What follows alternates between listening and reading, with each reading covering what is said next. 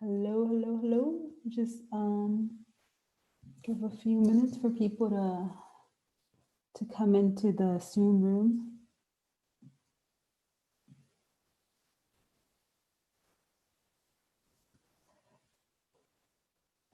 All right, so hola Mario, I see that you're here. present. And then Lisa's also here, and Prisma. Thank you guys for showing up on time. I will be the moderator for today. So I'll just like do a quick introduction, and while you guys are presenting, I will moderate the chat box for questions to keep them all organized. And sometimes people have the same question, and I'll group them by theme. So let's just wait for some people to come on in.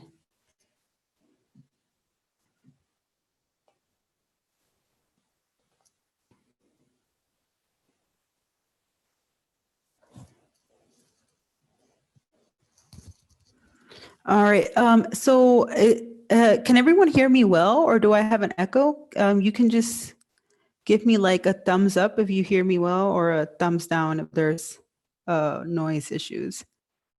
Good. So good. Awesome. Awesome. Cool stuff. Cool stuff.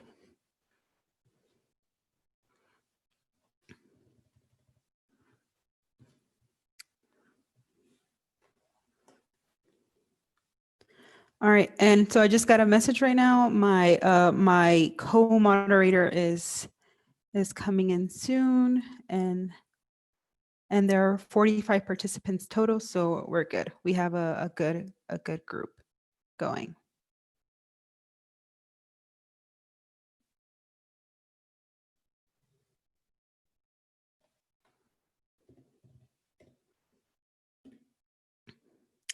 Yeah, and just by way of introduction, my name is Nancy Vera. I am a PhD candidate in the Comparative Literature program housed in the English department.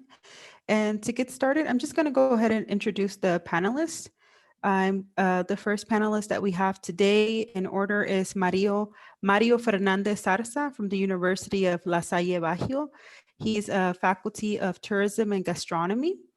You can say hi, Mario, so everyone can see you.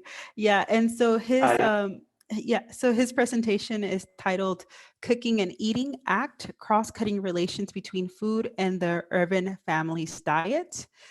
He is a professor in the Faculty of Tourism and Gastronomy at the University of La Salle Bajío, Mexico, and a member of the National System of Researchers, Level Candidato. He has been conducting research in Mexico, Spain, and Italy, and he is currently a member of the research group Territory, Culture, and Development at the University of Seville. And he's also a member of the Red Cial Mexico, and he is currently director of two research projects, Cocinar y Comer como Acto Político, Social, Medioambiental y de Sanidad, supported by the Ministry of Innovation, Science, and Higher Education. And then our next presenter, Lisa Grabinski, is from Oregon State University of Applied Anthropology. And her presentation is titled Use of Dietary Guidelines and Nutrition Consultations and Their Impact on Dietary Patterns in Mexico City. Lisa Gravinsky is a Fulbright scholar from Mexico with a bachelor's degree in nutrition and food science from Universidad Iberoamericana and applied anthropology MA with a minor in food and culture and social justice from Oregon State University. And then the last presenter for this panel is Prisma L. Herrera Ramirez, who is a student here in American Studies. Her presentation is titled Food and Memory, La Mezcla y el Conjunto. Prisma Herrera is a second-year doctoral student in the Department of American Studies here at our wonderful University of Maryland College Park. Some of her research interests have revolved around the Mexican Poblano diaspora to New York City and the role that traditional Poblano food plays between migrants and their New York City born or raised children. So I'll go ahead and let you take the floor, Mario. Okay, thank you. I will prepare my presentation. Let me see. Okay. Can you see my PDF? Okay, perfect. So thank you very much. Good afternoon to everyone. Sorry, just to know how many times do I have? I believe that you have 15 minutes. Okay, thank you. My name is Mario Fernandez Zarza. I'm from Mexico. as Nancy said. I live in Leon. I'm a professor at the University of La Salle Bajío in the Department of Tourism and Gastronomy. Before to start my lecture, I would like to say thank you so much to the Latin American Center for this opportunity to present my job. Also, I would like to say congratulations for this really, really good Congress. I really enjoyed it. In these times, it's so important to talk and discuss about these activities that support the life, as is food or the kitchen activities. And as Juliana in the last panel said, everything in life is about food. Now, sorry for my English, and for a better understanding, I would like to talk in Spanish, just if there is no problem with that.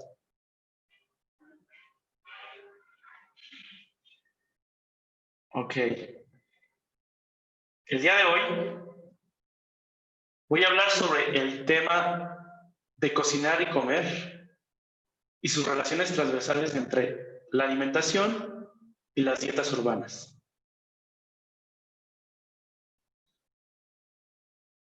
Este tema forma parte del proyecto de investigación, como ya se mencionó, el cual tiene por nombre Cocinar y Comer como Acto Político, Social, Medioambiental y de Sanidad, el cual es un proyecto financiado por la Secretaría de Innovación, Ciencia y Educación Superior del Estado de Guanajuato.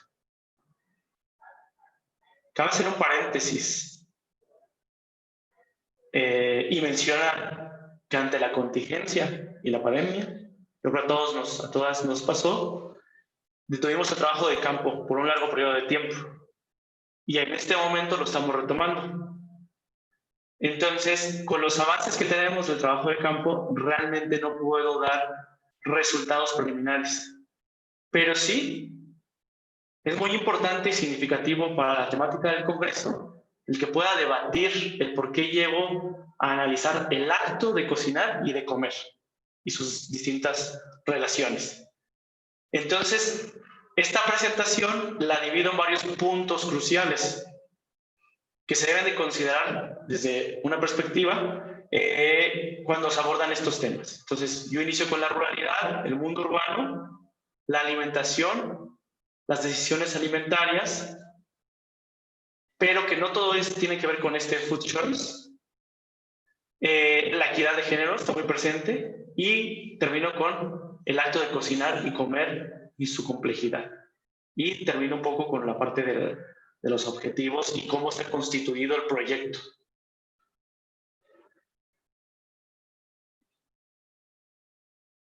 Comienzo con mis líneas de investigación, que son la sociología rural y los sistemas agroalimentarios.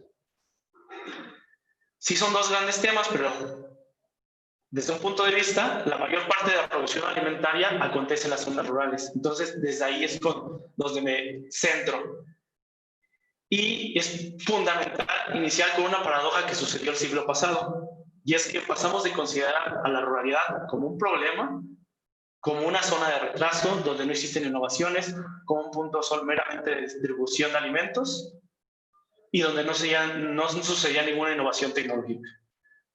A finales del siglo pasado pasamos a una visión más de ver a la ruralidad como una necesidad, como un área de múltiples interacciones, de multifuncionalidad y donde no solo existe una producción agroalimentaria, sino también es vivienda, es recreación, es esparcimiento, etc.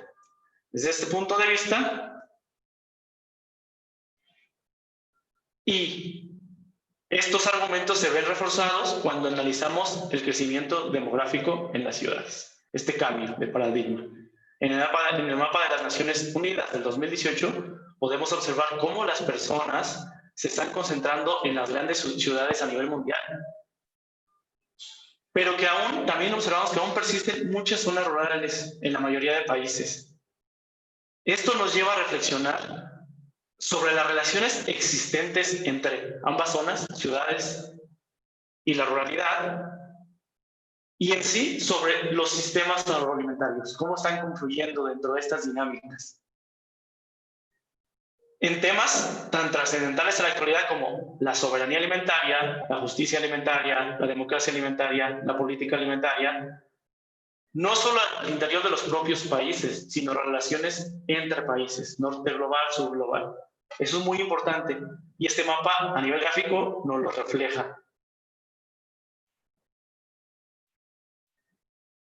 Y tanto es así que esta idea se refuerza cuando esta serie de relaciones también tienen incidencia dentro de los nuevos estilos de vida.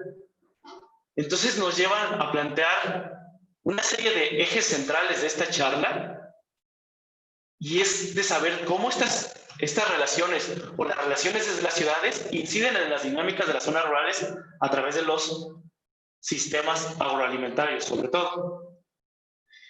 Y en este sentido, pues una serie de procesos de investigación que hemos desarrollado previamente, pues nos hace pensar cómo podemos hacerlo desde la ciencia para abordar estas dinámicas tan complejas. Entonces, en ese intento de analizar el sistema agroalimentario en su conjunto y de mejorar en sí las relaciones o apoyar a los actores que están dentro de este sistema agroalimentario, pues han trabajado en distintas perspectivas, hemos visto esto, desde la producción hasta el consumo en todos los sistemas agroalimentarios. Pero muchas de estas miradas se enfocan en un actor en específico y se topan con barreras complejas por todos los actores que intervienen en determinado sistema, incluyendo también las políticas públicas.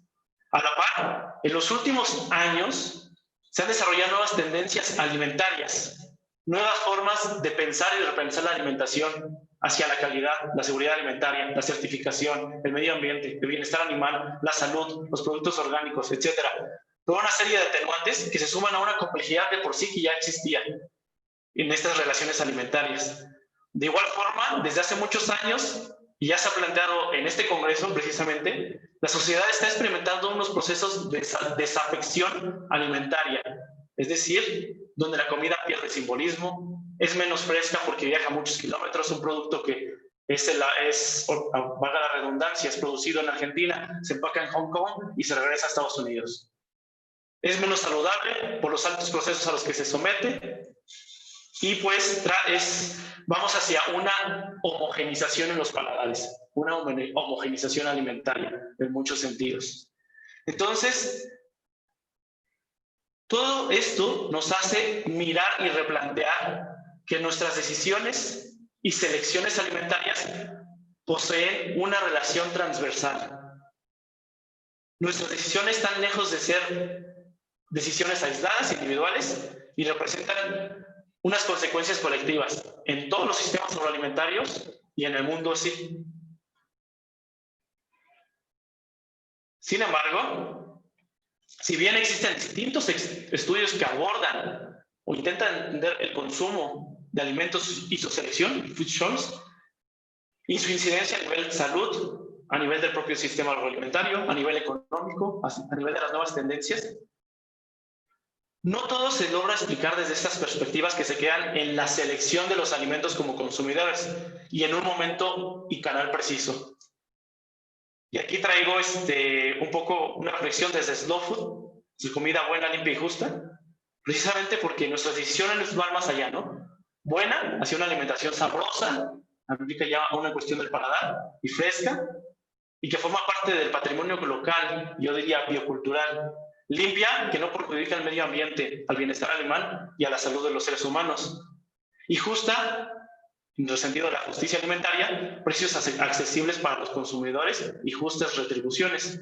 Eso es uno de los esfuerzos que se hacen desde hace años, desde el Slow Food, y que parece como que en sintonía de ver esas divergencias entre los estudios nada más del mero de consumo de alimentos a lo que implica ya el consumo, ¿no? Aquí es donde entra un punto importante y es un concepto en español, por eso no entrar en inglés, que no es hablar de alimento, sino comer. El acto de comer, yo añado el acto de cocinar, implica una serie de relaciones materiales, sociales y simbólicas que van más allá y que pueden tener incidencia en lo que aquí se ve en la presentación, en la soberanía, en justicia alimentaria, en la educación alimentaria, en el tiempo, en el acceso de los alimentos, en las habilidades culinarias, en lo político, etc. Entonces, el acto de cocinar y comer es un punto crucial dentro de todas estas relaciones de los sistemas agroalimentarios y de las áreas rurales. No obstante, aquí surge una paradoja a tomar en cuenta, en donde se pretende mencionar la comida y la cocina, ¿no? Y muchas veces se plantea que el regresar a la cocina va a cambiar mucho el mundo. Pero les hago una pregunta a todos los espectadores y espectadoras. ¿Esto es equitativo en una sociedad heteropatriarcal? Cuando las actividades que sostienen a la vida misma son invisibles ante los ojos de la sociedad, donde implica toda la gestión de la alimentación de las familias y de los hogares, toda una serie de actividades. ¿Esto es posible regresar a las cocinas? Pues Sarah Bauer, Brenton, Elliot ya nos han respondido a esta pregunta. Y comentan que el regreso a la cocina es una deliciosa ilusión, además de moralista y elitista, que impone a las mujeres todas las actividades de la gestión de la alimentación. Entonces, esto no es pertinente en nuestra sociedad sin equidad de género. No es pertinente hablar de esa parte de regresar o de patrimonializar las cocinas, etc. Es algo más complejo. Con ello nos percatamos que cocinar es algo complejo que no solo implica las relaciones en el sistema agroalimentario, sino todas aquellas relaciones gestadas alrededor de la alimentación del ser humano. Por ello, haciendo un poco un esfuerzo de identificar los puntos claves hacia un reflexionar sobre el acto de cocinar y comer y sobre toda esa complejidad alimentaria, partimos de identificar 5 puntos claves. Y en el intento de identificar estrategias que tengan como objetivo un cambio en la gestión de lo que compramos, cocinamos, comemos, desperdiciamos y su repercusión en el mundo. Entonces, aquí identificamos 5 ejes fundamentales, iniciando con los roles de géneros, visibilizar esas tareas que tiene la mujer, sobre todo, y que además de las tareas que también son las poseedoras de este conocimiento, de este saber. Entonces, ¿cómo vamos a analizar esto? ¿Cómo vamos a verlo? Tenemos que tomar en cuenta el tiempo, que es un recurso imprescindible en la sociedad actual. Muchas veces a las personas se les obliga a irse a las ciudades para trabajar en una fábrica con salarios muy bajos, en donde ya no tienen tiempo de cocinar y ya no tienen una buena alimentación, ¿no? Entonces, cada vez hay menos tiempo para comprar, cocinar y disfrutar de las comidas. El tiempo se dedica más a trabajar y actividades de ocio que requieren de gastar más dinero y volver a ganar y a trabajar en ello, ¿no? Una paradoja. Luego tenemos también el tema de las habilidades y técnicas culinarias. Desde mi punto de vista, desde los millennials somos la generación textil, hasta cierto punto. Cada vez son menos las personas que saben cocinar, o si lo hacen, cocinan preparaciones que no requieren demasiado tiempo. Dejan a un lado largos procesos o ingredientes que no conocen para satisfacer sus necesidades momentáneas. Tenemos otro punto que es la movilidad y logística para el abastecimiento, donde es fundamental conocer cómo se abastecen las personas, dónde están comprando realmente, por qué están comprando ahí, y el impacto social que tienen estas decisiones dentro de a nivel del hogar. No solo a nivel medioambiental, que también es muy importante, cómo nuestra comida repercute en el medio ambiente, al incidir indirecta o indirectamente en los productos que elegimos, sino también en cómo estamos pagándolo, a quién le estamos pagando, cuánto estamos pagando o cuánto podemos pagar, ¿no? También eso es fundamental. Entonces, ante esa complejidad que hemos visto, identificamos estos 5 ejes como para contemplarlos hacia un desarrollo de lo que les voy a presentar en las siguientes diapositivas.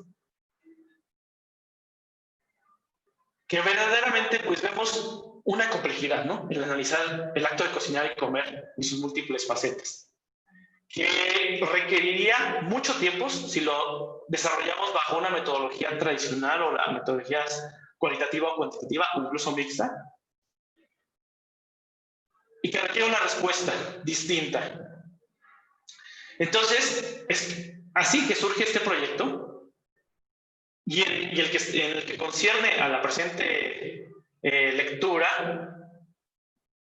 pues necesitamos, como un primer paso, saber qué es lo que realmente están comiendo las familias. Ahorita lo veíamos en el video, ¿no? Con el etiquetado que también está en México, está esta reconversión que es muy bueno, muy positivo para la sociedad. Nos llevamos a plantear, ¿solamente las bebidas azucaradas o los alimentos ultraprocesados tienen la culpa? ¿O qué es lo que están comiendo las familias que también están dañando la salud, el medio ambiente, están dañando las relaciones sociales y la justicia alimentaria? ¿Qué es lo que realmente están comprando, no? Para desarrollar un modelo que nos permita profundizar más en esos 5 ejes, pues necesitamos saber cómo está la alimentación familiar. En México se han identificado 11 tipos de familias, entonces dentro de los 11 tipos de familias y dentro de los distintos estratos de la sociedad. Para ellos que estamos desarrollando un análisis de las dietas familiares en León, de inicio, para conocer estas perspectivas.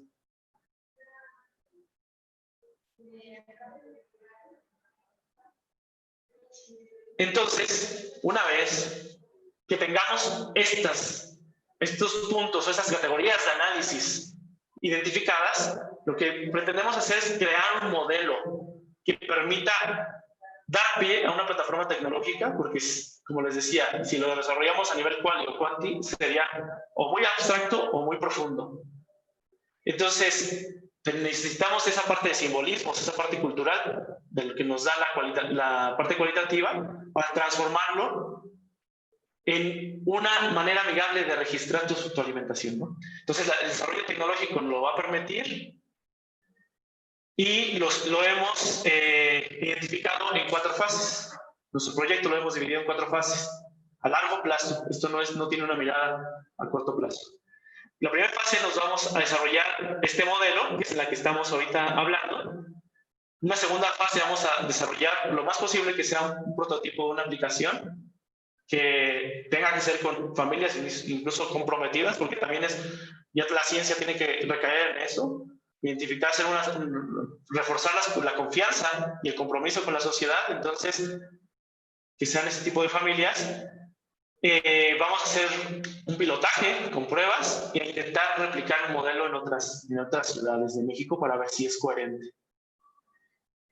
Pues esta complejidad que les he presentado, pues es donde estamos trabajando, pero como a todos nos pasó, pues se detuvo por el COVID. Pero además nos hace replantear e incluir estos temas dentro del trabajo de campo. Porque en México, yo creo que varias hemos identificado que está habiendo una reflexión interesante en el tema alimentario. Entonces, es importante incluir ya este contexto. Y nada más me queda despedirme con esta frase de somos lo que comemos, y dicen con ello, Carlos Herrera, somos cómo, cuándo, dónde y por qué comemos, a lo que también agregaría, pero también somos lo que cocinamos, comemos y con quién lo compartimos. Que va más allá, la comida es una palabra muy importante, muy fuerte.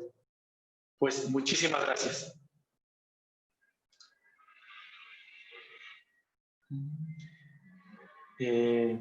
Muchas gracias, Mario. Lo que vamos a hacer es todos van a presentar y luego al fin vamos a tomar las preguntas de la gente que está en la audiencia. Perdona, Gracias, mi español estadounidense, ¿sabes? Nos echaron aquí el español un poco. No La hay que problema. sigue, the person who's next is Lisa Grabinsky. You can go ahead with your presentation. Thank you. Yes, thank you so much. Can everybody hear me all right? Okay, I'm just gonna share my screen. Let me know if you can see it. Yes, awesome. All right, well, let me reintroduce myself. My name is Lisa Grabinsky. I'm from Mexico City.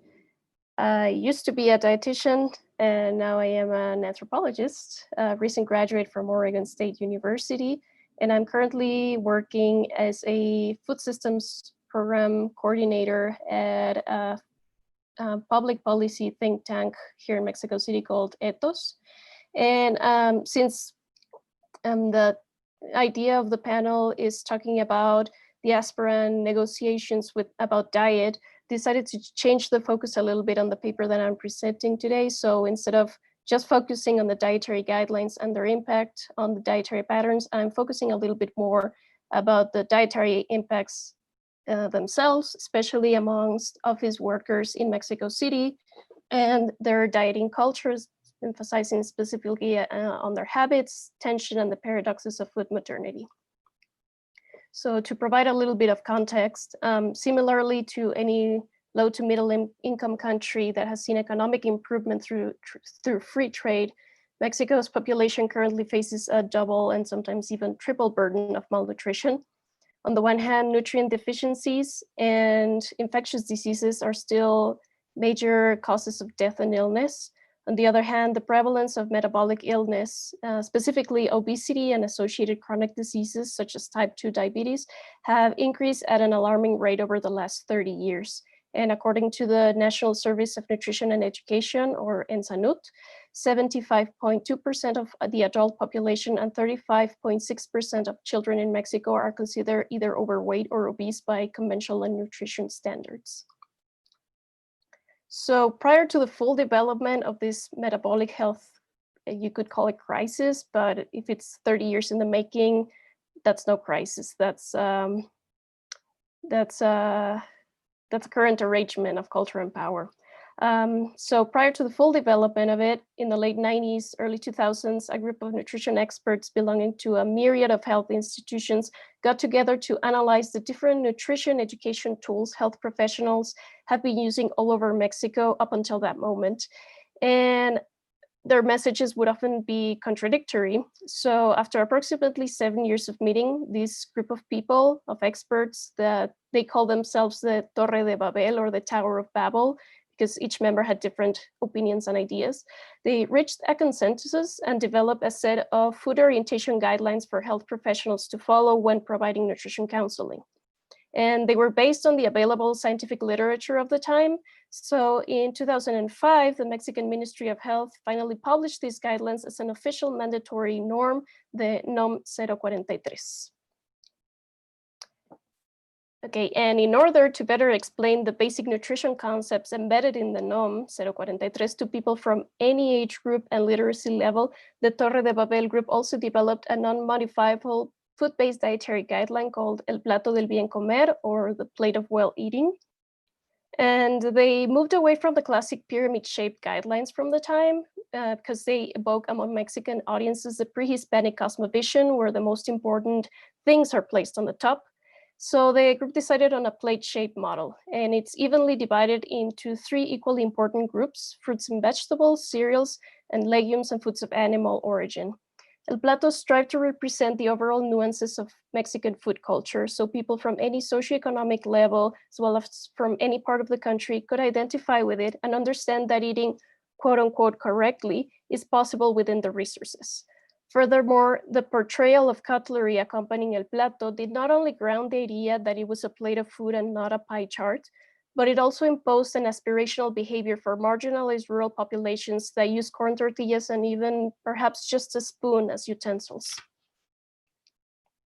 So during the summer of 2019, after almost 15 years since the publication of the NOM 043 and the inclusion of El Plato in both public and private nutrition orientation practices, nutrition degree curricula, and even free elementary school textbooks and food industry labeling, I conducted a study in the West Central area of Mexico City, where from 2016 to 2018, I myself worked as a dietitian in a private clinic that discouraged the use of El Plato, and where more than half of the patient population were white-collar office workers.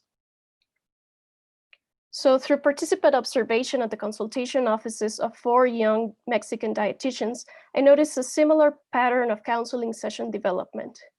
After accessing the premises with or without ease, patients arrive to the reception desk, take a seat, and patiently wait to be called into the dietitian's office while browsing through a stack of magazines from 2012 or watching whatever a large TV screen is showing, an old Jackie Chan film dubbed in Spanish or a slideshow with facts about diabetes. Once inside the office, the dietitians attempt to establish a rapport to ease their patient's nervousness by engaging in small talk, which can develop from a seemingly innocent yet stress-charged question. So, how did it go? After a few more inquiries, the dietitian will proceed to take anthropometric measures of the patient, most likely using measuring tapes and the golden standard for body composition analysis, which is portrayed in the slide. It's a bioimpedance machine that sends electric pulses through the hands and feet to accurately analyze levels of corporal water, muscle, and fat mass. Then the dietitian will engage in nutrition education tailored to the patient's condition and will finish up the session by providing tools for the diet, ranging from an imposed rigid meal plan to a make your own plan using a specialized dietary tracking app. Now for the next part of the study, I also sought out 5 people working in office spaces in the same area and who are currently undergoing nutritional treatment with either of the previously mentioned dietitians or with an external one. And it is no coincidence that I chose office workers for this part of the study, because not only are they common nutrition patients, but office worker culture in Mexico City has been popularized lately through social media. As younger generations are able to access a college education to become young professionals who overflow the job market, an entire subculture of its own called the Godines has emerged. So first, what I asked these participants to do was to fill out the same food frequency questionnaire that Mexico's National Institute of Public Health developed for the ENSANUT. And in comparison to the rest of the country, we can see that this group of people actually consumes large amounts of fruits and vegetables along with meats. Plus, they drink more water and much less sweetened beverages than the rest of the country. In recent years, Mexican public health researchers have strived for the overall population to develop these habits, mostly through policies that, as Alicia Galvez has pointed out, target individual behaviors, such as the soda tax and more recently, the clear warning nutrition labels that have been implemented. However, this group of office worker patients also eats very little amount of legumes, which are culturally relevant and low price sources of protein and fiber, which the NOM itself promotes. And their consumption of quote unquote non-advisable foods reflects Mexico City's own particular food culture. In addition to the questionnaire, I asked the patients to take pictures of everything they ate and drank over the course of a day, 2 days a week, 1 weekday and 1 day during the weekend, for a couple of weeks. I afterwards conducted in-depth semi-structured interviews with each participant to learn more about their personal history and their nutritional treatment, using the pictures they took to elicit their responses. Though a weight gain associated with a major life event seems to be the initial motivator behind seeking nutritional counseling, patients become aware of their diet's impact on personal health and well-being the longer they consistently attend these sessions, resulting in individuals that have assimilated nutrition jargon in their food speech instead of using stigmatizing language or fat talk to refer to both their bodies and the foods they eat. Okay, so however, the ever-increasing food offer that's characteristic of any large city, such as Mexico City, adds complexity to food decisions in what Jean-Pierre Paulin and Miriam Bertrand describe as the paradoxes of food modernity. So within their wide array of food options, these individuals struggle to find a balance that satisfies personal taste, nutritional advice, convenience, and social relationships. This, in addition, clashes with their hectic office worker lifestyle, regardless of the alleged flexibility such as home office schedules. They usually navigate Mexico City's traffic 1 to 3 hours per day, only to sit alone at a desk for several hours, sometimes neglecting times and spaces meant for personal well-being. And not having enough time nor energy to cook anything more complicated than a scrambled egg or a protein shake, these office worker patients often rely on a third party to assume the role of food providers: parents, spouses, domestic employees, or food delivery apps. After a discussion on their use of El Plato and other tools, guidelines, and ways of using El Plato they have found useful, I then show the pictures in a focus group with the participant dietitians I mentioned earlier in my presentation. Even though they applauded some of the efforts to eat healthier that the office work patients portrayed in their pictures, almost every time someone disagreed with one or more elements represented, whether or not they would affect the patient's health directly. For example, disposable containers and plastic bottles, they can be harmful for the environment for sure, even when they are used for a healthy nurturing salad or to drink more water. These examples are yet another layer of complexity that an individual must take into account when making food decisions in Mexico City. Furthermore, dynamics change over the weekend. So sleeping in, spending quality time with friends or family, or running errands you usually would not be able to attend to during the week become priorities over strictly following a meal plan. Dietitians are aware of this and try to be open-minded, and when they notice that a patient breaks their diet during the weekend, they suggest compensatory actions, eating less, sharing half the portion with someone, exercising afterwards, or altogether skipping the next meal. Added onto the tension, as Leslie Jo Weaver calls it, office workers undergo when making food decisions on a daily basis, these actions, which may appear harmless to the trained eye, could potentially trigger an eating disorder. Though patients are aware most of the time when they're eating quote unquote incorrectly, there are concepts that only those whose field of study is food, nutrition, and health have off the top of their heads when making food decisions.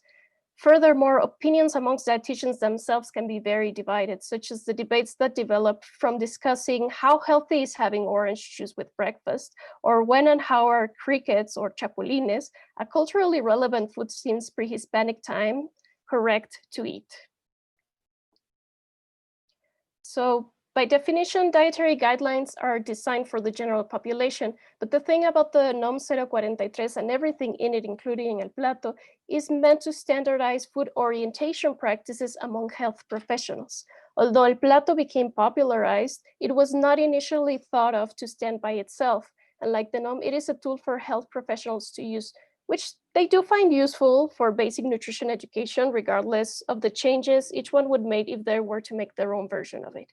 However, if there ever was a consensus in using a unique food-based dietary guideline among all nutrition professionals, it has been lost. And different dietitians are using different pedagogical tools, such as the Eat Lancet, Eat Well Plate, the plate method, the Mediterranean diet pyramid, food replicas, etc. So to close things up, an update to the NOM 043 and El Plato is long overdue, and it should incorporate any advances in nutrition science, but also on food sovereignty and sustainability agendas and changes in Mexican diets since 2012, which is the last time that it was last updated. In addition, it is impossible to depict in just one image not only the enormous biodiversity of Mexico, but also the regional cuisines and dietary patterns. Though the current Plato's design has been a good effort, it should be adaptable for regionality, both in the contents of the plate and even the utensils. Its aspirational nature should rely on culturally and socioeconomically relevant food practices that lead to a sustainable food system and public policies that generate an environment that supports healthy eating, drinking, and exercising habits. And just some closing thoughts. Mexico's metabolic health issues are, as Anna Singh describes it, a consequence of friction set in motion across different temporalities within its history, which led to the current arrangements of culture and power that are currently hindering public health. Dietary guidelines and individual behavior-oriented public policies are no silver bullet. Therefore, it is important to have allies from a wide array of sectors and institutions who will advocate for community nutrition and policies targeting systemic and structural changes to become priorities in current and future Mexican government agendas. And that would be all from my part. Thank you so much for organizing this wonderful conference, and thank you to my fellow panelists and to everyone out there listening.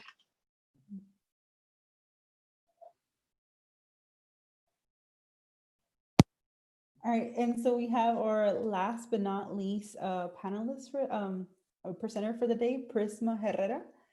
So you can go ahead and give us a little, like a brief intro and then start with your presentation. So hi everyone, can everyone hear me? Okay, awesome. So hi everyone, hola todos. Good afternoon everyone. I hope all of you are doing well.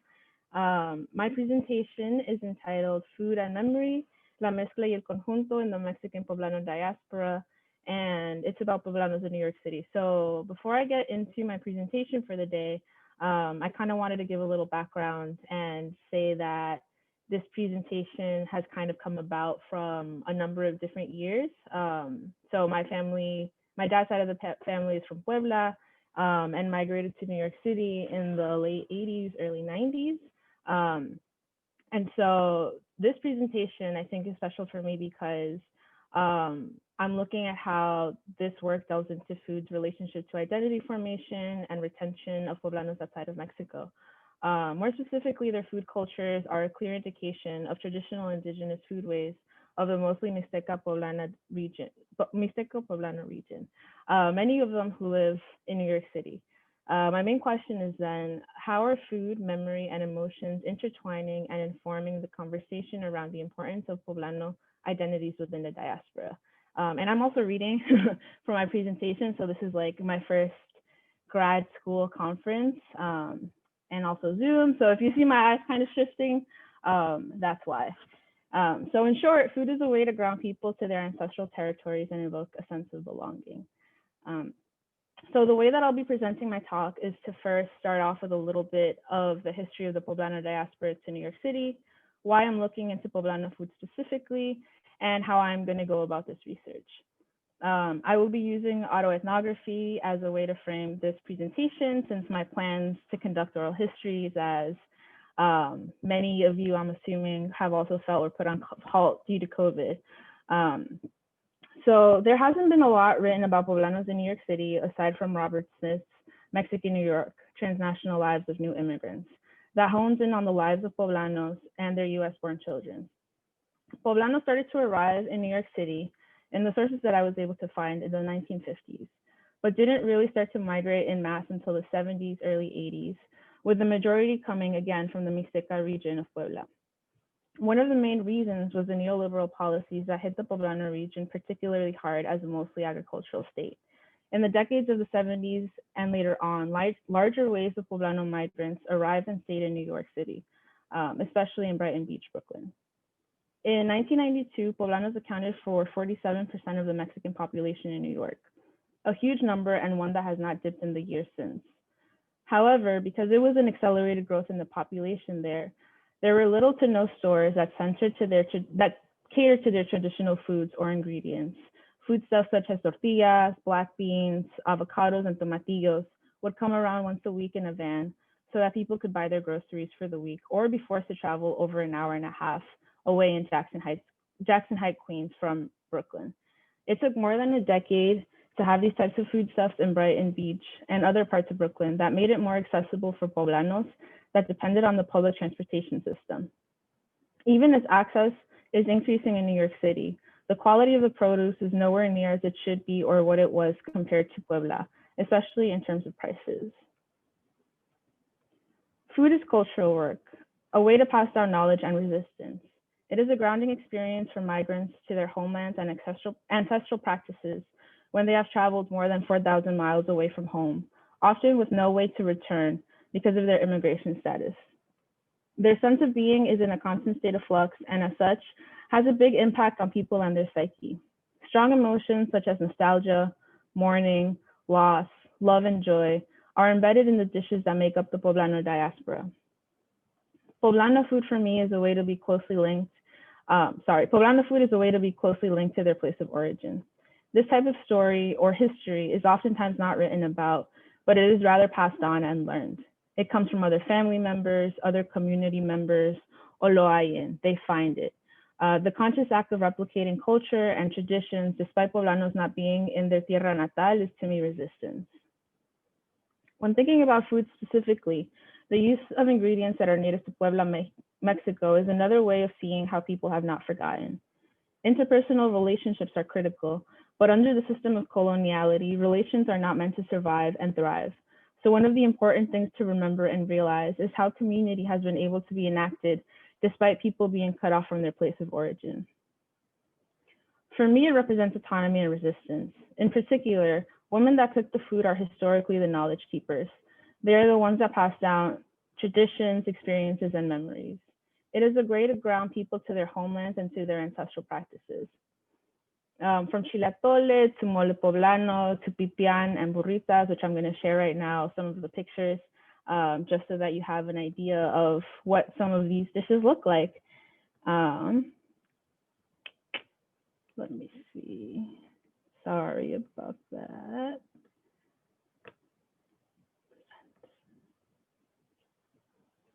Okay. And this is mine. So you can see chilatole, mole poblano, pipián, and burritas. I'm gonna stop. I'm gonna share and not share as I look at my paper. So food is something that is needed to sustain us. It forms and incites relations, friendships, connections, and community. Food is something that unifies. It is something that has held my fascination, as I stated earlier, for many years.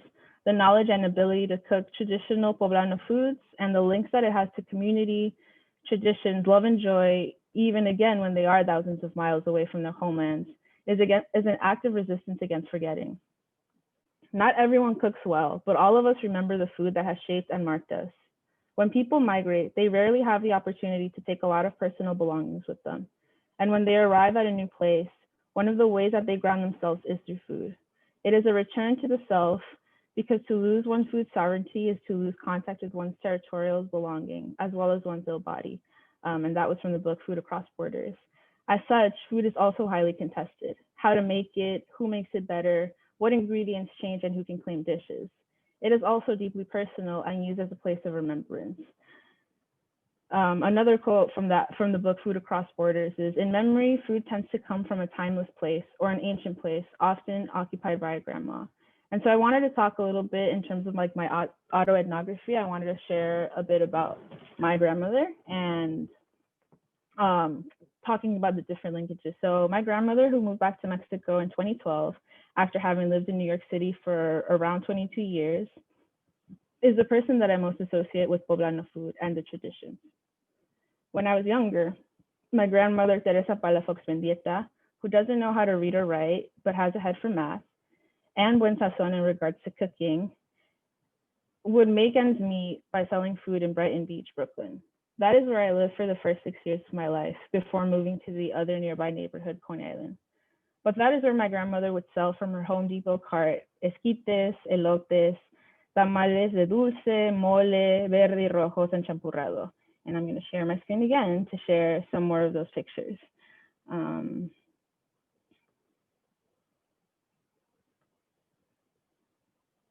Nope, I am so sorry. So I can see esquites, tamale de mole, and these are some of the quotes.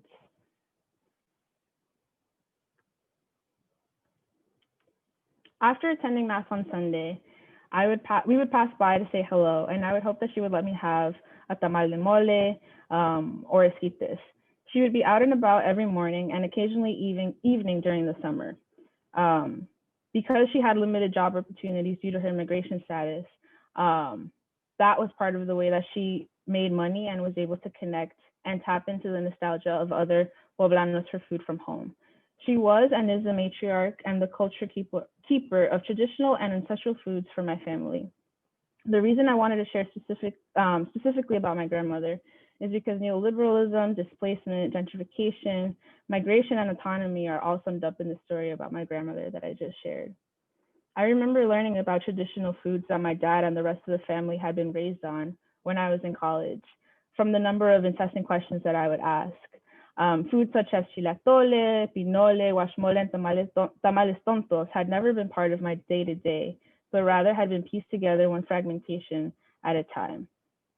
And I'm going to share those photos of those foods again.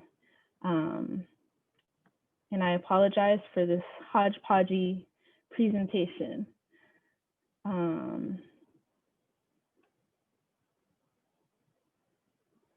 So guachmole, pinole. I couldn't find any pictures of the tamales tontos that my grandmother cooked. And I couldn't really find any on Google as well. So just kind of something funny. Um, Food is knowledge. It is intimate knowledge that I don't currently have because of the inaccessibility to both the products and the knowledge keepers, those that carry on those memories. There is a sense of loss that comes about when Poblanos are removed from their ancestral homelands that shifts the way that children of the diaspora understand the world and connect to traditional Poblano food. Ultimately, I hope to engage in oral histories, testimonials, ethnographies, as well as archival research regarding Poblano migrants, their children either born and raised in New York City, the second generation, or the generation born in Mexico and raised in New York City, the 1.5 generation. In terms of future research, I am interested in looking at traditional Poblano food and the relationship that it has to memories and emotions. I want to further theorize how that is important in relation to people's migration status when they can never return home, many times having lived longer, despite many times having lived longer in New York City than their ancestral homelands. And two questions that I've been pondering as of late has been, how does the continuation of food memories happen for children of the diaspora? And how do Poblano migrants and their children negotiate their identity on a day-to-day basis through food? And that is the end of my presentation. Thank you. Thank you all so much for these beautiful presentations. So I'm going to go ahead and get started because so many people are asking questions. So this is pregunta para Mario. Tomando en consideración este proceso de homogeneización que mencionas, ¿cómo participa este nuevo etiquetado de los alimentos en el análisis de la comida tradicional mexicana? ¿Son estos platillos nocivos para la salud? Esa es la pregunta que tienen para usted. Ok. Bueno, por un lado, el etiquetado va aplicado a los productos empacados e industriales. Entonces, realmente aún no podemos vislumbrar el impacto que pueda tener. Y por el otro lado, lo que comenta de la cocina tradicional, no toda la cocina tradicional afecta a la salud, ni nada por el estilo. Creo que coincidimos con Lisa. Al final también hacíamos una paradoja sobre los tamales y el pan de dulce, porque sí son parte de esa comida tradicional, pero no toda es de esto, ¿no? Por ejemplo, yo doy clases de cocina mexicana y dentro de estas clases prácticamente les enseño a los estudiantes unas 6 formas de preparar frijoles negros de Tabasco, de Yucatán, del Estado de México, del norte del país, que no necesariamente representan, que son tradicionales, cocina tradicional, pero que no son un mal alimento. Entonces, a lo que me refería yo, que regresar a la cocina tradicional o la dieta tradicional no siempre es hacia una buena dieta saludable, porque no lo es. A veces en Puebla tenemos la chalupa, las chanclas, tantos platillos que llevan una fritura profunda. Yo pongo énfasis en las técnicas culinarias que utilizamos. O sea, me llevaba la pregunta cuando viendo la presentación de Lisa, el consumo de ciertos productos. Yo me decía, pero también las técnicas, ¿cómo los hacen? ¿Qué es lo que utilizan ahí? ¿Cómo desarrollan esta habilidad, no? Entonces, es más bien, dentro de la culinaria tradicional, ¿qué es lo que estás haciendo con ellos? No sé si respondí la pregunta. Bueno, si no hay quejas, significa que sí. Pero no, hay que seguir. Esta pregunta es para Lisa. Lisa, what role do you think that indigenous knowledge and community should play in the ways that experts like the Torre de Babel talk about nutritional guidelines? And what roles do you think that communities play in the creation of these guidelines? Thank you for the question. It's something that I've actually talked about with a couple of colleagues recently, because there are efforts to make like platos adapted for indigenous communities. So there's an effort in Oaxaca for platos that are adapted to the different regions of Oaxaca. Well, some of you may know it's one of the richest states in regards to indigenous cultures. So they made an effort on making different plates. I also read a great study about a Mayan version of the plate developed by teenagers in a rural town outside of Mérida. And then also in Chiapas, I believe it's the Ecosur University has made also efforts of making platos specifically tailored to indigenous diets. And let me double check the question. I think I am going on a tangent a little bit. Okay, so in what ways do I think that the indigenous knowledge should be taken into account for nutrition? I think it's basic. I mean, we have in Mexico so many, and Mario should know that we are intangible cultural heritage according to the UNESCO. And one of the reasons why Mexican cuisine was considered, because it has traditional cooking and fruit preparations from pre-Hispanic times, such as the nixtamalization process, in which corn is soaked overnight in lime, I think you call it in English, and that not only makes the corn a little bit more edible, more digestible, more easy to turn into masa for tortillas, but it also makes a series of changes in the nutrient aspect of the corn. It makes B vitamins available. It adds calcium and zinc to the diet and makes it more digestible as well. One of the issues that happened with the colonialists when they took corn over to the old world is everyone got pellagra because they didn't bring the techniques. So it's not just a question about the foods that exist in Mexico, the biodiversity, the fruits and vegetables, etc. But it's also about the knowledge that has come since pre-Hispanic times about what to do with what we have, how to cook it to make the most of it, nutritionally speaking. I don't know if I answered the question with that. I hope I did. Well, like I said, if no one complains, that means that the question was answered. So I'm just gonna go ahead and note that as done. Okay. All right. So Anna Mendez, who chose to identify herself, she said, "I love this panel. I think it touches on the complexities of food. So question for whoever wants to answer this: how to connect dietary concerns and this kind food from the soul? How to be concerned with the environment and also the experience of food that needs to travel thousands of miles to get to migrants. So how to connect gastronomic tourism and sustainability. No easy questions. So any reflections that you have. So it's like, it's basically saying, you know, how do we connect these multiple diasporas going on where, you know, the workers are leaving Mexico, the Caribbean, other parts of Latin America, but also the food is migrating to these places, and the food, like Prisma said, is no longer fresh. It's no longer the best quality. You know, how do we look at this kind of, you know, multiple diasporas happening? ¿Cómo podemos reconciliar todas estas diásporas de la gente yéndose de Latinoamérica, del Caribe, sabes, a Europa, a los Estados Unidos, a Canadá, pero también ellos trayendo su comida a estos lugares, y esa comida cuando llega ya no está fresca, sabes, ya está súper procesada, y una persona en la audiencia quería saber cuáles son sus reflexiones de esto.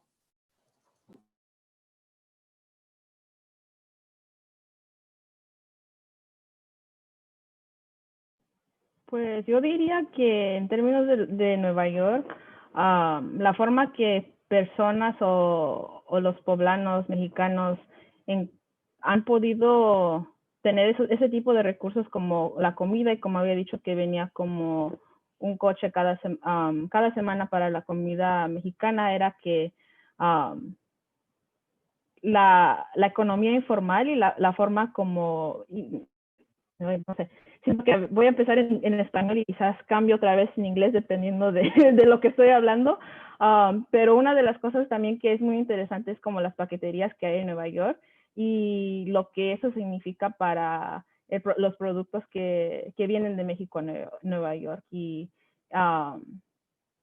el tipo de economía que eso lleva, porque eso, de lo que he visto o lo que he escuchado de anécdotas personales, es que en las paqueterías es donde puedes encargar comida más fresca, es en donde tienes como más acceso a diferentes tipos de comidas que quizás no podrías traer si estabas cruzando por avión. Entonces ha sido muy interesante cómo cosas como paqueterías, diferentes tipos de tiendas, ha crecido más y más en Nueva York y está muy established. It's very established in New York in terms of like different types of mailing companies that go from the US to Mexico and vice versa, even in the most rural of places in Puebla, Mexico.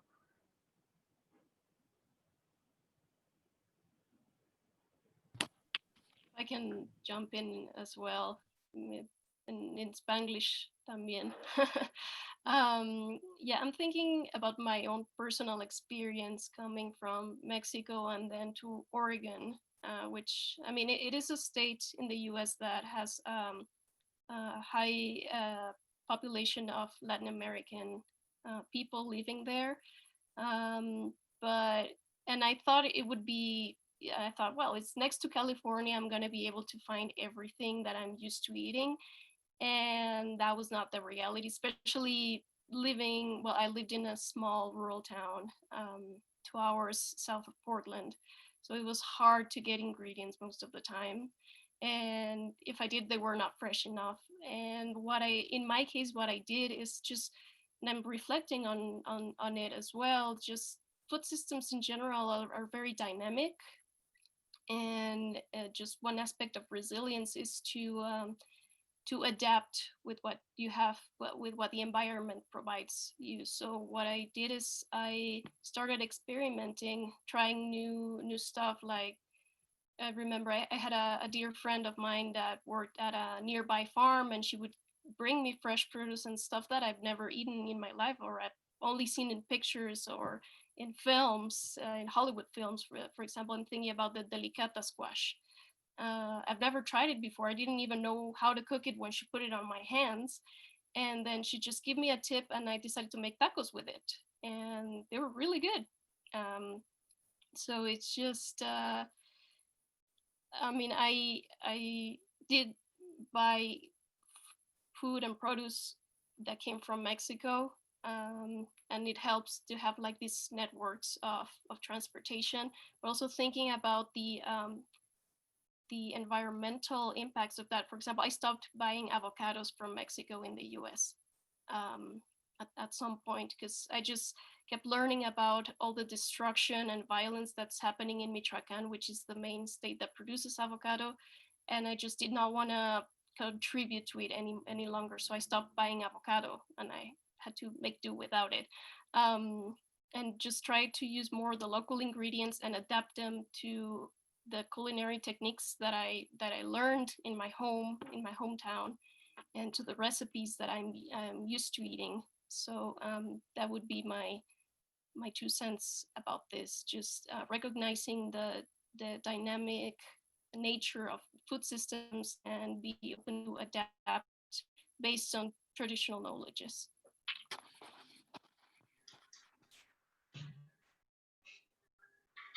I think the answer is in the local producers and improving your cooking skills is the answer. También cuento mi propia experiencia entre España, Italia y un poco Polonia. Realmente ya hay ciertos productores que puedes encontrar. Si encuentras, yo también evitaba el aguacate trasladado, y encontré, por ejemplo, cerca de Málaga, productores de aguacate muy interesante, un aguacate más pequeño y con mucho sabor. Hay productores de tomate verde, chiles, etcétera, etcétera. Entonces, sí, ya hay este consumo de nostalgia, tal vez no con los mismos sabores, porque la tierra cambia todo. Entonces, cambia este sentido, o sea, es alma del alimento, como lo dicen. Y pues, pero esto no sería posible si no tienes una habilidad culinaria. Si tratas de hacer una tortilla con, no sé, sin conocer cuánta cantidad de agua, sin saber cuál gruesa debe estar, realmente no vas a poder hacerlo fuera de México. Entonces, voy a la misma reflexión que Elisa. Trata de adaptarte mejor a las zonas y en la medida de lo posible, no hagas consumos de nostalgia que impliquen una huella ecológica muy fuerte. Muchas gracias. Deja seguir con la segunda pregunta. Esta es para Prisma. How have migrants kept their identity of their regional cuisines, Oaxaqueña, Poblana, Chipaneca, in a space of cultural integration like New York City? Yeah, so I think that's one of that's something I think what I'm interested in like doing further research about, because I think that's one of the aspects, at least like personal experience wise, that like in New York, that's considered like the melting pot and the like land of immigrants and so many other things. It's like how and that's why I think I kind of made the distinctions between like interviewing migrants, their children that were born and raised in the United States or New York, and then those that were born in Mexico and raised in New York City, because I feel like there's a big difference in terms of how those different generations are socialized, in terms of like school-wise, in terms of who they interact with, because New York is such a unique place in that there's so many different types of cultures, there's so many different types of people and regions. I think it really gets into like a lot of the like nitty-gritty or the different nuances of like what it means, or what does it mean to keep food memory alive in the different generations. What does it mean when, like people were saying, like if you don't have access to your traditional foods, like how can you replicate certain food memories? Or if just, things are too expensive. And so I think that's kind of been, at least from what I've seen, and I've joined in, it's been like in kermeses, in church, a lot of religious holidays. I think that's one of the biggest ways that food is able to continue to be passed on, from Poblano migrants to their children, to then other generations that are growing up in New York City and are having to like grapple with what it means to be Poblano, what it means to be Mexican, specifically in the East Coast, which I think, having gone to college in the West Coast in California, I think was a very, very different dynamics of, even for myself, knowing what Mexican people were, looked like, food. And so I think it was even that like a big culture shock. So I think, like I was saying, like there hasn't been, at least I haven't been able to find that much research about all of these things, but in terms of the informal, it seems that different generations have different interests. And so trying to figure out a way to kind of intersect it, or trying to figure out how to draw out those linkages, or how to draw out those conversations, especially within, if we're talking about multi-generational dynamics and we're talking about living in, the urban places that is New York City with millions of people. Yeah, I hope I answered your question. Yes. Si no hay quejas, todo está bien. Ok, deja introducir a mi colega Rod Martinez, quien nos va a invitar. Hi, everyone. Thank you all for a great panel. I guess before we might have questions, maybe time for another question, but for now, we just wanted to invite you for the keynote that's going to happen at 4 o'clock. So be sure not to miss that. And the title of the panel is Cocinando Sovereignty, Land, Culture, and Justice, with some amazing speakers. So please stick around and we will see you in a bit. We might have time for another question. Do we, Nancy? We have 5 more minutes. So let's see. Do you want to go on to the next question? I think the next one is by Argenis. Yeah, and so she's asking Lisa to expand a little bit more on your thoughts on veneno embotellado, given the global COVID-19 pandemic and the interventions governments and public health officials can or should make, given the valid distrust of governments and their often intrusive policies. Wow, that is a really great question, man. Y'all are on it today. So I think this question was for Lisa. Yes, thank you for the question. Argenis, dear colleague of mine. So it's, as always, very interesting questions that you pose. Well, just to contextualize really quickly, veneno embotellado, like bottled poison, is the way that the current Vice Minister of Health has referred to Coca-Cola specifically, given the high mortality that COVID-19 has had in Mexican populations due to the high prevalences of type 2 diabetes and obesity, which makes an individual prone to complications associated with COVID-19, not with getting infected in the first place, but the complications that oftentimes lead to death. Let me just go back really quickly. Okay, there's a lot of conversation happening in regards to public health and junk food and soda because of this. And this statement that Dr. Lopez Gatell did cause an uproar amongst the Coca-Cola specifically, but just the soft drink industry in general, because they deemed it as stigmatizing, and stigmatizing in just by definition is to refer to another human being, not to refer to a product. But I do agree with Dr. Gatell that it is bottle poison in many different ways, because it's not just a beverage that its consumption causes harm. There are no really healthy doses of soft drinks, of high fructose corn syrup. There's just a myriad of studies that shows how it affects metabolism and makes you more susceptible to type 2 diabetes. But it's also an industry that has has clawed in Mexico like really heavily, because it's draining out water from water supplies that are meant for indigenous groups, for example, and that makes them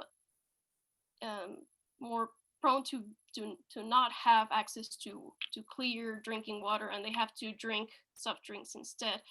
And how the government should act, well, there's talk about prohibition, there's talk about the clear labeling, and again, it's not just an element about individual behaviors. There has to be limitations to how much the food industry can extract from Mexico. Surely it gives jobs to people and whatnot. Those are their arguments usually, but it's taking a toll on the environment, on the public health. So there has to be more regulations. It's not about prohibition, it's about limiting their power over the Mexican population.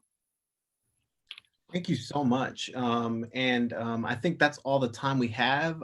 Again, thank you to our panelists. Thank you all for your amazing questions, and please stick around for our keynote panel in a few seconds, actually.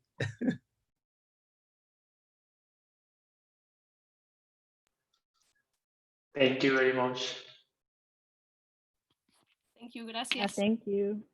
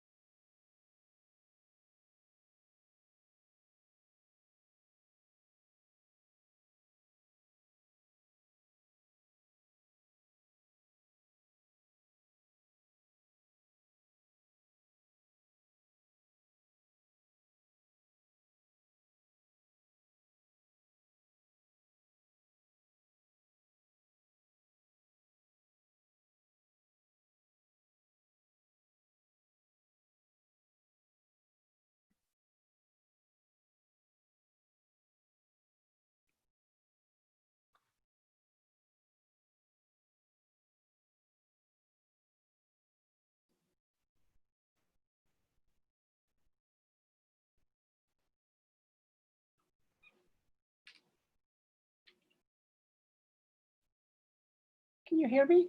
This is Meredith. Yes, are we ready? Yeah, I think my camera is not working again. So you won't be able to see me. I can see you, but you won't be able to see me. Okay, we'll try to get that. I can quickly try to open my other computer and see if it works.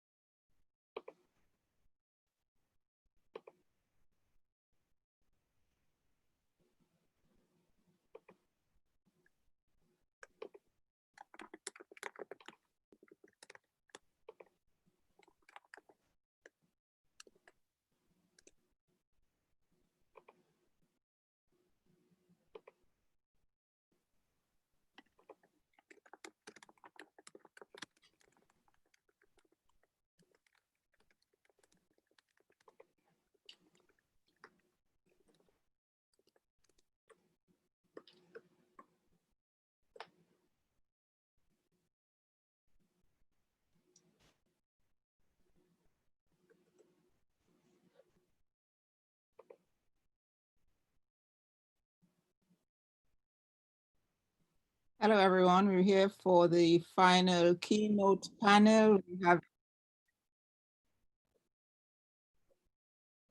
We're having some technical issues with the camera of one of the speakers, so we just give that a couple minutes before we begin.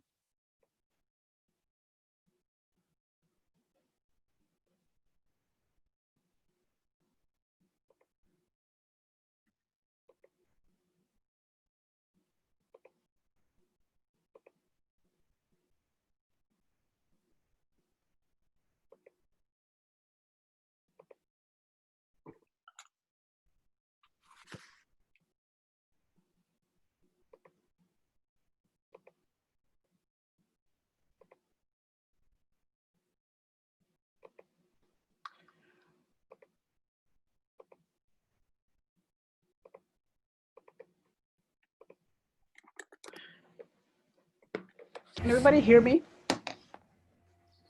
Yes, we can. Okay, so I guess some of you know what I look like, and I guess that's the best as we're gonna do today because I cannot get. I have I have two computers at home, and neither of them the camera is picking up. So my Okay. apologies for that. All right, so I'll begin, and if you get it sorted out after we begin, that will be wonderful. If not, we will hear you. So we come to the last panel of this wonderful graduate student conference. I am Merle Collins, the moderator, one of the moderators for this panel today, and also the director of LAS. Our final keynote panel is Cocinando Sovereignty, excuse me, Land, Culture, and Justice. Moderating this panel with me today is Anna Mendez, graduate student at the University of Pennsylvania. And Anna just gave you a little wave there. And in fact, it's the other way around. I am moderating with Anna, who is one of the key organizers of the conference. As moderator, I will introduce the speakers, and later you will have more interaction with Anna as she conveys your questions to the presenters.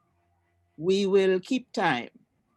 Our keynote panelists will have 20 minutes to present, and Anna will give a 5-minute and 2-minute warning.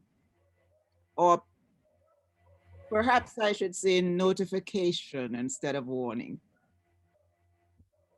Our 3 panelists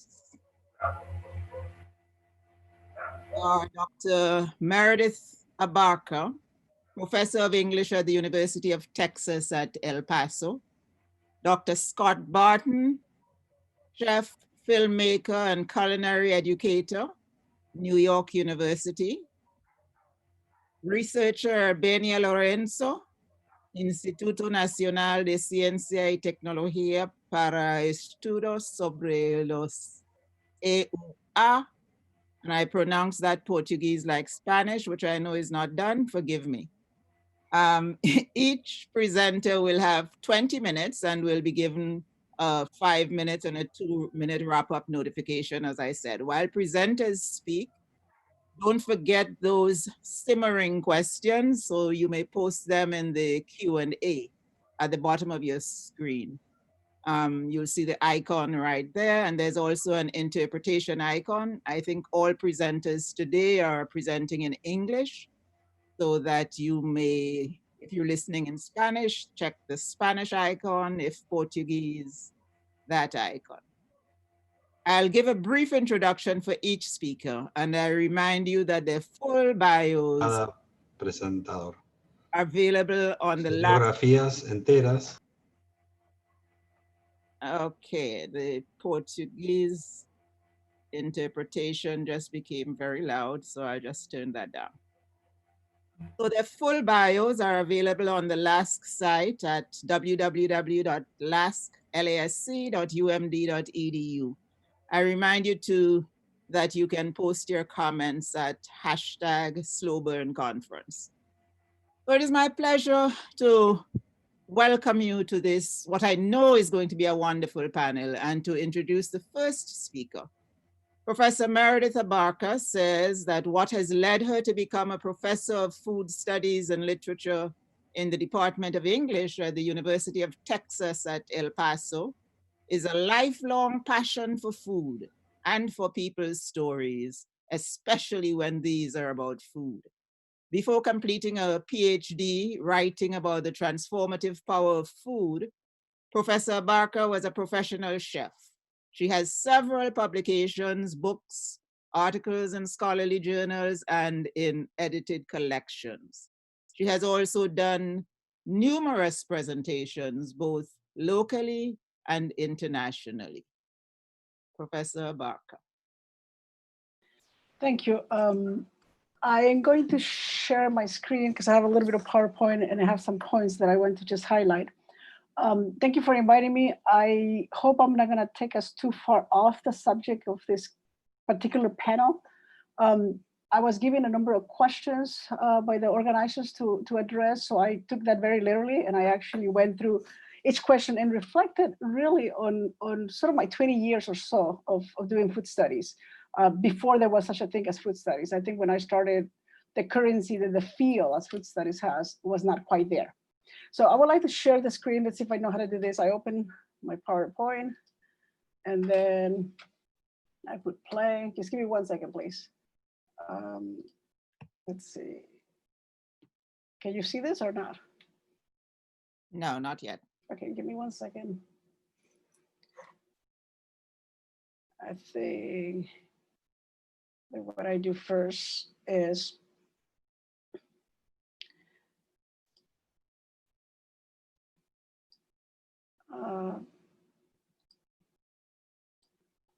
share screen, right? There we go. I have it. Okay, can you see it now? Yes, we can. Okay, so I decided to give it a little title, and I call it Stories Guided Food Studies Research. As in the introduction, truly two of my biggest passions has been food and stories, people's stories. I grew up in restaurants for a while. I wanted to be a professional chef. And then one day I find myself writing about food.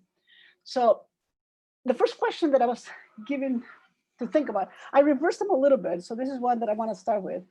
And the question was, how does my own personal upbringing experiences inform my food and research and theory?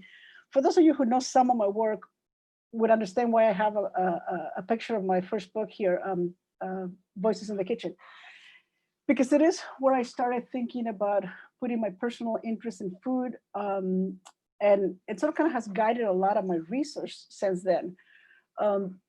This book is about my mother's story and her kitchen and growing up. And my mother's a woman who never went to school, but who's extremely knowledgeable.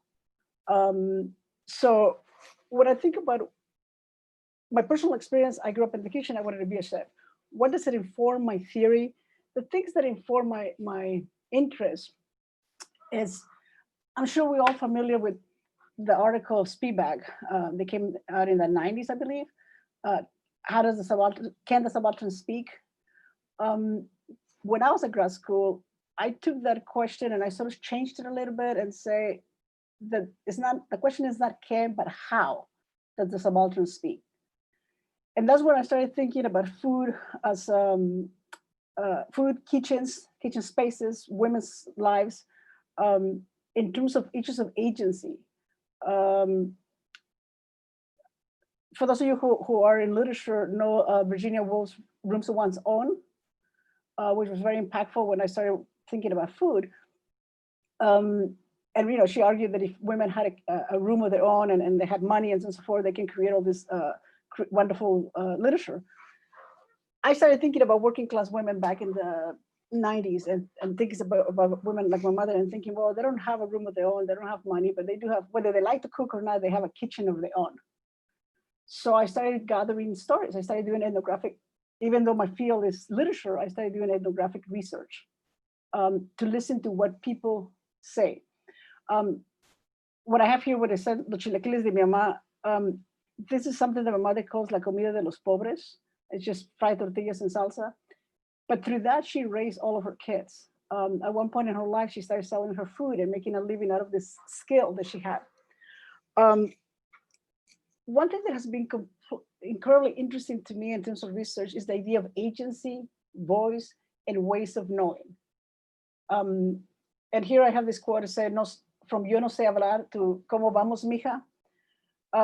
Voices in the kitchen, I began with asking stories about food from my mother when I was writing a dissertation. And one of the things that she would be very shy, and instead of answering my questions, she started singing. And she would say things, oh, I don't know how to speak, I don't know how to do this. And then once the book came out and we started presenting it, she presented it with me in formal meetings. She would often tell me, it's like, so how are we doing with our book? And part of this story for me is this notion of finding ways to gather the stories of food, the power of food, that food has the ability to transform our lives, and figure out ways of how to ask people to tell us their story and how they have been transformed through food is what has motivated my work for 20 years. With Voices in the Kitchen, in some circles in food studies, I've been credited as the person that came up with this methodology of charlas culinarias, culinary chats, which is very informal conversation just about food. And in the process, I discovered that when I was talking to many women, we really were not talking just about food. We were talking about sustainability. We were talking about economics. We were talking about different kinds of philosophical messages. They were talking about how to keep a sense of cultural identity living in a new place. So there were a lot of different stories that were coming through these very informal conversations. So I had this concept of charlas culinarias, and I always want to say, while I gave it the title Charlas Culinarias, it was really my mother who came up with this methodology that other people in the field have now used. Her refusal to answer a formalized questionnaire that I had as a grad student to get, objective information didn't work to hear people's stories, to hear my mother's stories, to hear working class women's stories. So I had to get rid of the questionnaire and just talk to them, talk with them, I should say, not to them. So I want to talk about this methodology that I developed really, really early in my career, which I have continued to use when I gather stories from people. In the early part of my career, I just kept talking about, food has a power to define us and so on and so forth. In my later work, as of a few years ago, I've come to define this notion of culinary subjectivities. All of us talk about, or we've heard the concept of we are what we eat. I'm trying to understand what does that actually mean. So I'm beginning to theorize what I'm calling our culinary subjectivity as an identity marker that is lived, archived, recognized, and performed viscerally through our senses, through our memory, through affect, to movement. But the way I understand this is by, once again, gathering people's stories. So this is where the core of my work is in terms of the first question. The second question, what are the main concepts, debates that have shaped your research in the field of food studies? The cover here is of another edited collection that I did on Chicano literature. And these are the central concerns that have motivated me to do a lot of the work that I do. It has a lot to do with the body, with embodiment, with how we engage through the world through our bodies, and how we are shaped by our environments, but how we also shape the environments by the things that we do in terms of culinary speaking, you know, how our senses guide us. So embodiment has been a major theoretical concept for a lot of the work that I'm doing. I'm very much interested in this notion of palate memory. In the way that I use it in my work, or the way that I explore it, I'm interested in things like transcending geographical borders. I was listening to an earlier panel in the conference, and they were talking about diasporas and how do you bring the taste from home, be Mexico, be Brazil, whatever, and now you live in the United States. That's an issue that has interested me a lot. But I think I have perhaps a slightly different approach. I believe in this notion of what I call culture in transition, that culture is always changing. Our palate is always changing. The foods that we eat when we're kids and we love when we were kids are not necessarily the same foods that we eat and love as we are growing up. As we grow and we move to different spaces, different national borders, as our situation economically changes and we're introduced to new foods, our palates change. And if we're defined by what we eat, then we're constantly changing. So I'm interested in exploring those kinds of issues in food stories. And I'm also interested in exploring what I call, you know, what makes food food. And for me, is the interconnection between food's material realities and its symbolic, metaphorical, and or allegorical implications. And I have this wonderful quote that I love. I love Austin Clarke's work. In the opening of his culinary memoir, he says, "Food, it is a word that defines my life." For those of you who know his work, he talks about growing up in Barbados and how the food of Barbados defined him, how his mother's food defined him. But then he also talks about living in Canada, living in the United States, living in Italy. He talks about issues of colonization. He talks about introduction of new foods. And really what he's talking about is he's recognizing what we all know as the material realities of food, location, processes, foods, and so on and so forth. But throughout his memoir, he's also talking about how that constantly changes because of the symbolic and the symbolic meanings of food. He has this wonderful idea about having to feel food with your hands to give it that really wonderful flavors. That reminds him of his mother, for instance.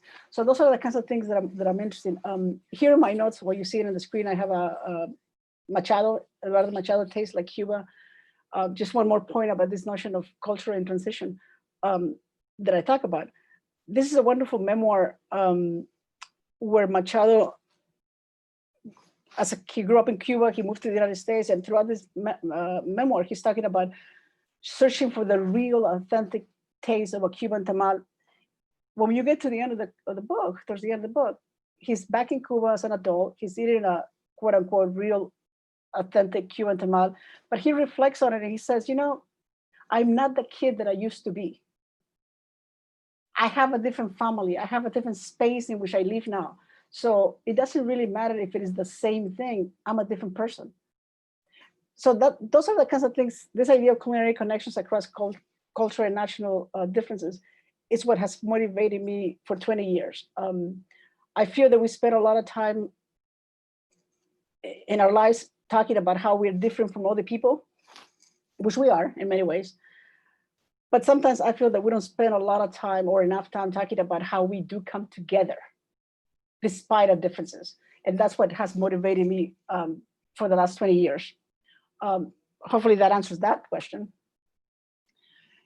Now, another question which deals more particularly with the theme of this conference. How do you approach or understand food justice and food sovereignty? I hope I pronounced that correctly in your research.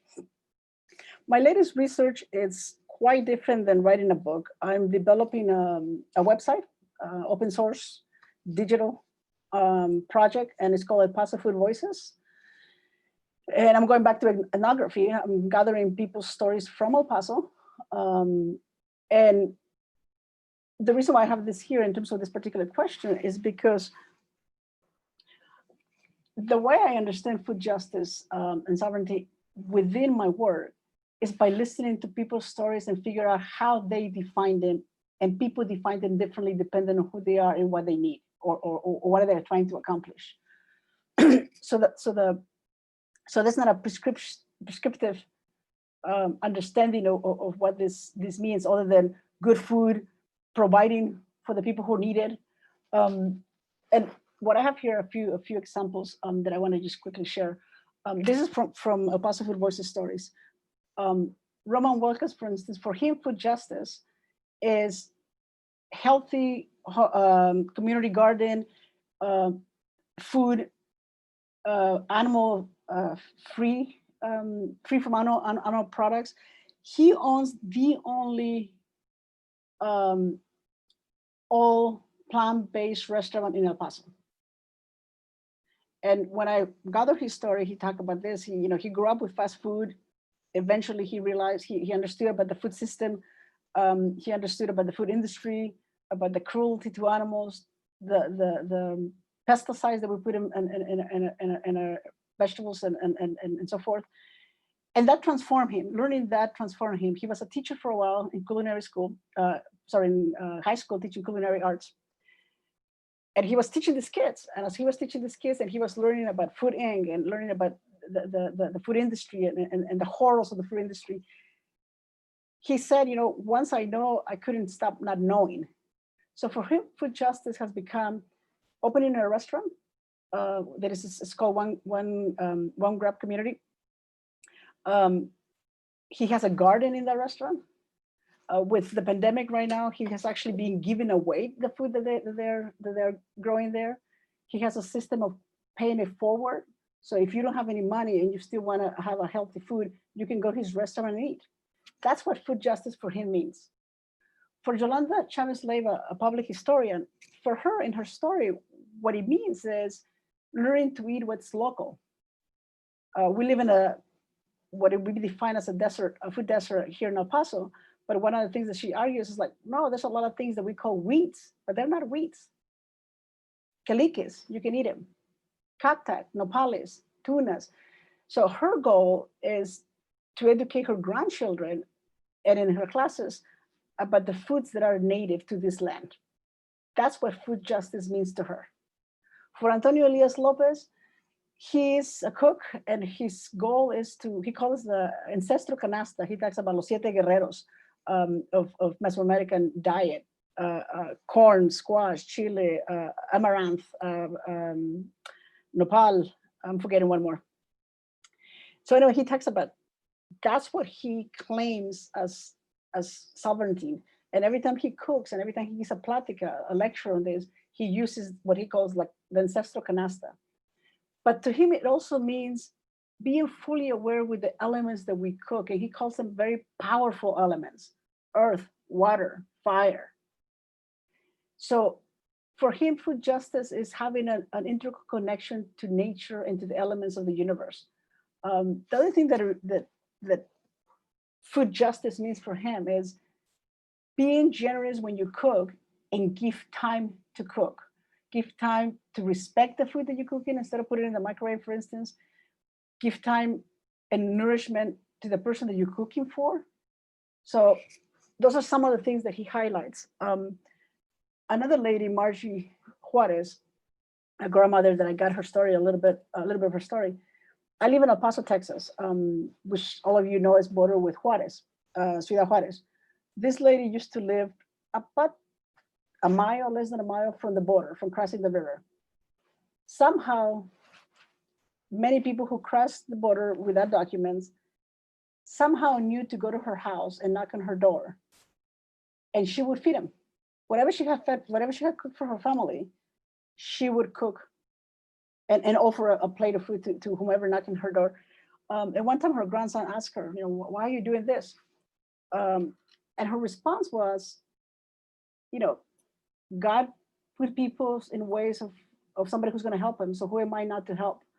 But the point that I gather from this in terms of food justice is that, yes, her actions are not changing the food system, but they are offering a moment of security when it's most needed for somebody. So this is just some examples, and there are multiple examples in the many stories that I've been gathering over the years and that I've been analyzing. But I just want to share some examples as to how this notion of food justice and sovereignty, when I approach it from the stories rather than having already a working definition for it, I just listen to the stories and then I say, what am I hearing? This is some examples of what I'm hearing that the people are understanding these concepts to mean. I'm running out of time, yes? I didn't mean to interrupt you, but you have about 4 minutes to. Okay, I only have 2 more slices, so I'm doing perfect. Thank you. The next question is this notion of how do location and historical material realities shape the type of questions, concepts in researching food? I thought very hard about this question, and one of the things that I realized is that even though I've been working and writing and publishing about food, I don't think I ever begin my research thinking about food per se. An example that I have here is like, I don't go try to find out what the role of pinto beans means for Mexican family. Rather, I listen to what meaning people give it to them. So I always go from the story out, if that makes sense. But in order to understand the significance that people give to the foods, I use what I call a holistic culinary analytical approach, in which I recognize that things like the location, age, gender, class, shape and inform the meaning, the symbolic meanings, the material meanings that people give to food. So I do pay attention to that, but once again, I go from the story out into the theory. My last question, see, 2 minutes. I can do it. This question really intrigued me a lot. For whom do you write? I've been spending almost a week trying to figure that out. And I know that I write for somebody because I think that people are there reading my work, but I don't know who those people are. So the most candid response I was able to give is to change the question, and is why do I write more than for whom I write? And this is some of the reasons why I write. And I'm gonna just go through my list here. To expand the public record of published and digital knowledge by creating spaces to hear food narratives often left in the margins socially, culturally, economically. To create communities of shared knowledge. To offer theoretical tools for those food scholars, for other food scholars to move their analysis and theories beyond where I have taken them. To analyze people's food knowledge as expressed through their narratives and practices, so that in the process, we as scholars recognize the limits of our own knowledge and expand our own food consciousness. Expand how is it that we even begin to do research on food. So I've gone really fast, but I think I did it. So like I said, I don't know how far I went away from the central theme of this conference, but I took your questions very seriously, and I just sort of reflected on what I've done over the last 20 years. And that's it. Thank you. Thank you, Professor Barker. I think you were right there with the central theme of the conference. Okay, great. And I know that people will want to pick up on those themes when we come to the discussion. Thank you so much. Our second speaker is Dr. Scott Barton. Dr. Barton teaches as an adjunct assistant professor at NYU, Montclair State University, and Queens College. He holds a PhD in food studies from NYU. Before his academic career, Dr. Scott Barton had a 25-year career as an executive chef, restaurant and product development consultant, and culinary educator. He has studied and staged, I hope I use the word correctly in this context, and staged cooking internationally, including venues in New York, Paris, and Brazil. He has been very much in demand for television and academic venue presentations of his research and craft. Dr. Barton.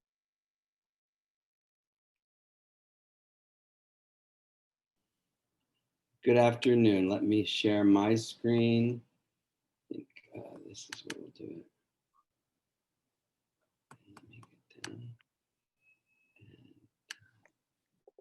I'm hoping you see an image with Fuego y Leña. Is that showing? Okay, great. And I'll try to stick to time. Much like Meredith, I tried to answer the questions, I wove them into a text. I want to thank Dr. Merle Collins and the Graduate Conference Committee here at the Latin American Studies Center. And also I want to thank Meredith and my other co-panelists, Meredith in particular. She's been a friend and colleague and somebody that's inspired my own work. And I think you'll see why. So as was said, I had been a professional chef before I got into academia, and I started cooking, lying about my age at 14 and working as a pot washer in country clubs. 1 second, I've got to get my thing to work. Why won't this move? Okay, I don't see the change, but it looks like you might. By the end of the 20th century, I was chosen to be a chef to resurrect one of the most iconic jazz clubs of the Harlem Renaissance, Mitson's Playhouse, the birthplace of bebop, where the house band had been Charlie Parker, Dizzy Gillespie, Max Roach, and Thelonious Monk as unknowns.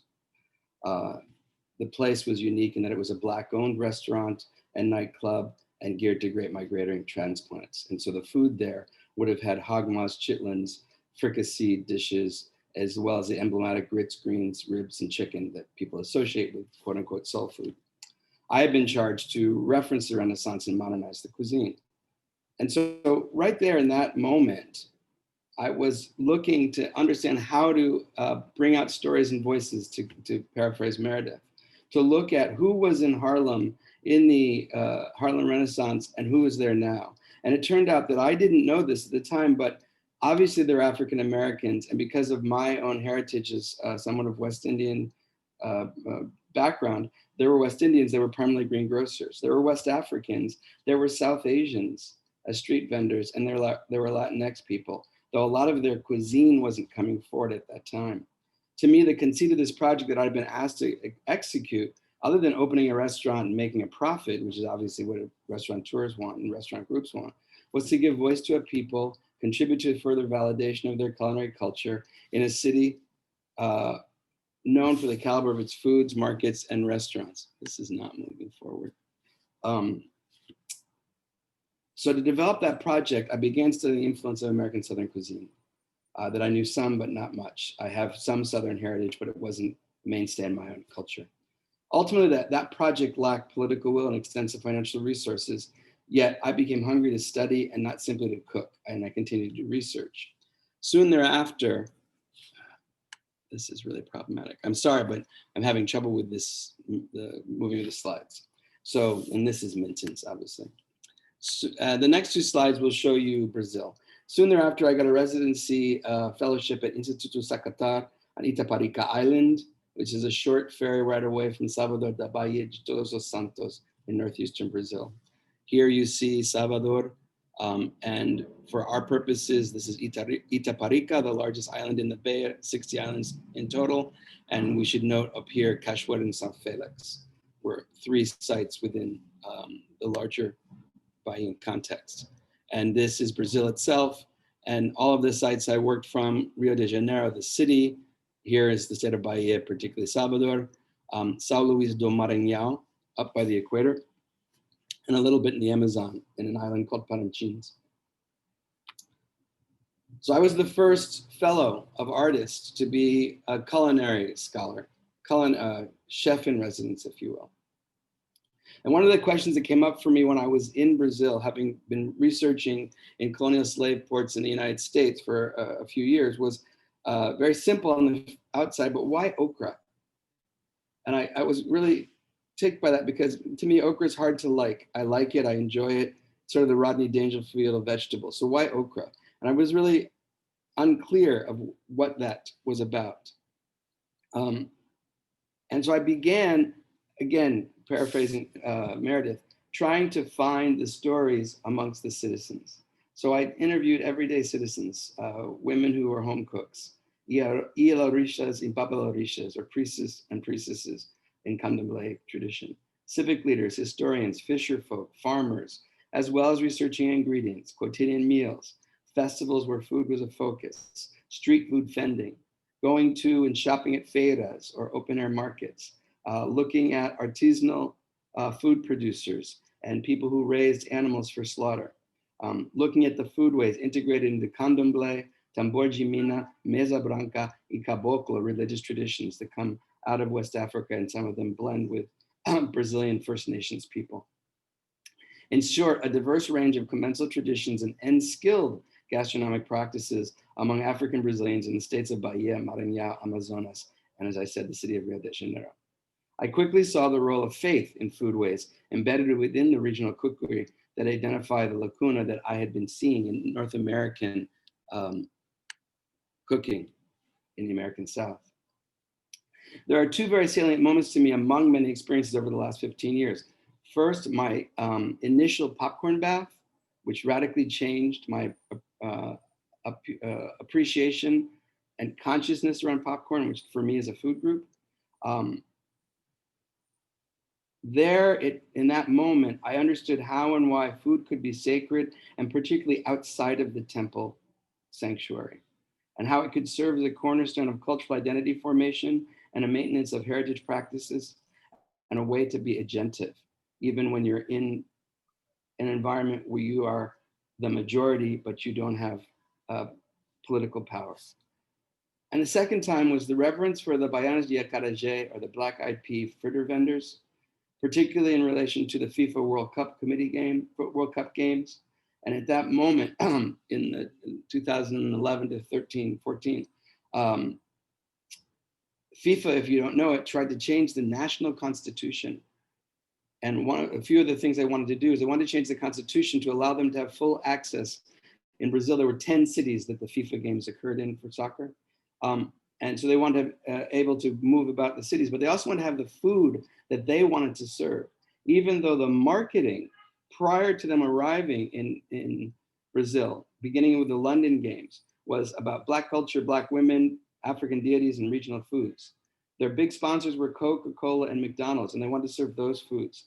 And for over 2 years, Black Brazilian women fought an international sporting corporation to be able to serve regional and local food in stadiums, and had to go to court numerous times. And for the first time in world history, a regional group of working poor, working class women were able to push back a global sports franchise. And they did it twice. They did it for the playoffs and as well as the FIFA Cup. They were forced to do it twice as a way to try to stop them. So to me, that talks about agency, that talks about sovereignty, it talks about some of the questions. When asked about debates for me in my field, a lot of my work always is about women, women's agency, women's knowledge, women's skill, as often as Meredith said, pushed to the margins, so I want to bring it to the center. But that usually comes through the Columbian Exchange that Alfred Crosby established in the 70s in that period of revisionist or re-looking back and reinvesting in history that had been previously about the victors, and let's look about the people who didn't win, so to speak. And we know the Columbian Exchange, I think I'm preaching to the choir, that not only does it talk about food and the exchange of food between the African continent, the European continent, and the Americas, there's also talk about diseases and ideas, but I want to just focus on food. And in the last slide, you saw some of the transfer foods, and here you see some as well. So as a multidisciplinary project, the work I do with food and faith in the diaspora and my research contributes, I believe, directly to work that builds on Eugene Genovese, Alfred Crosby, as I mentioned, Judith Carney, as well as several anthropologists and historians in the early to late 20th century, and art historians as well, Robert Ferris Thompson, C. Daniel Dawson, Henry Drull, Ruth Landis, Sidney Mintz, Gilberto Freire, Melville Herskowitz, João José Reis, Roger Bastigi, Stefania Capon, among others. And all of these people have helped me, some directly, to better identify contributions and cultural nuances of culinary culture and the transfers that have occurred as diasporic identity practice. Within this larger discourse of the humanities, to me, the embodied practice and skills associated with food and cooking refer back to 15th century tenets of the Studia Humanitatis, which sought to produce virtuous, well-rounded individuals as opposed to highly focused professional training. And we could talk about Meredith's mother in that way.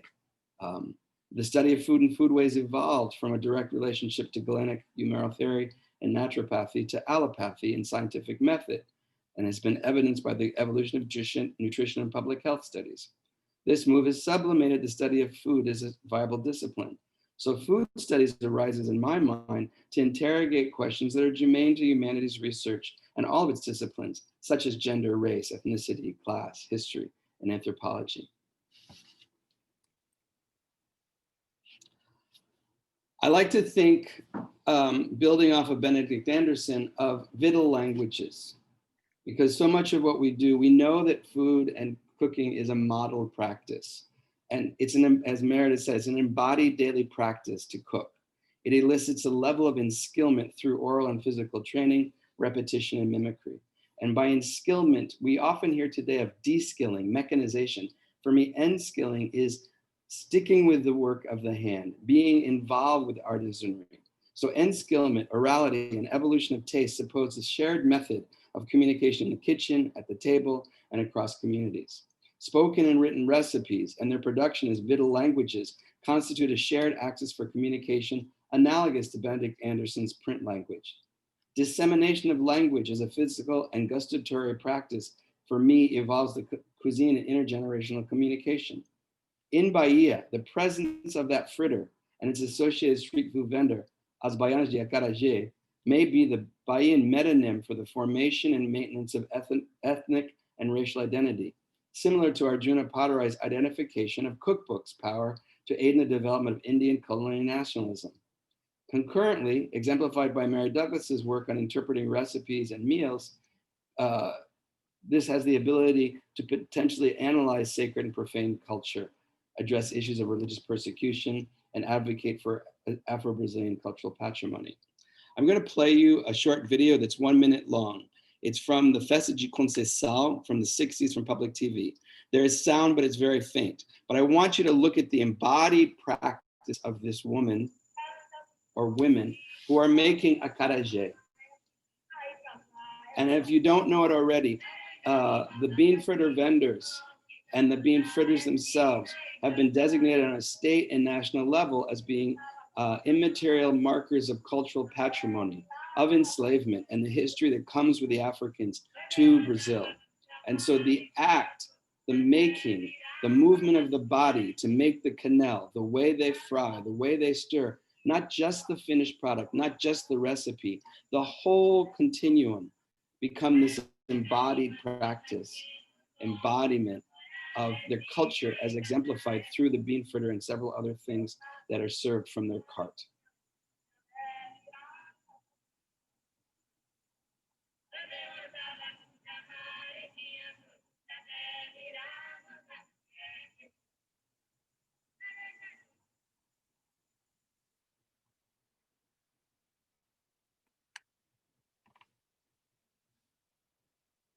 Fundamental to this research for me is the juxtaposition and existing conundrum between secular and sacred.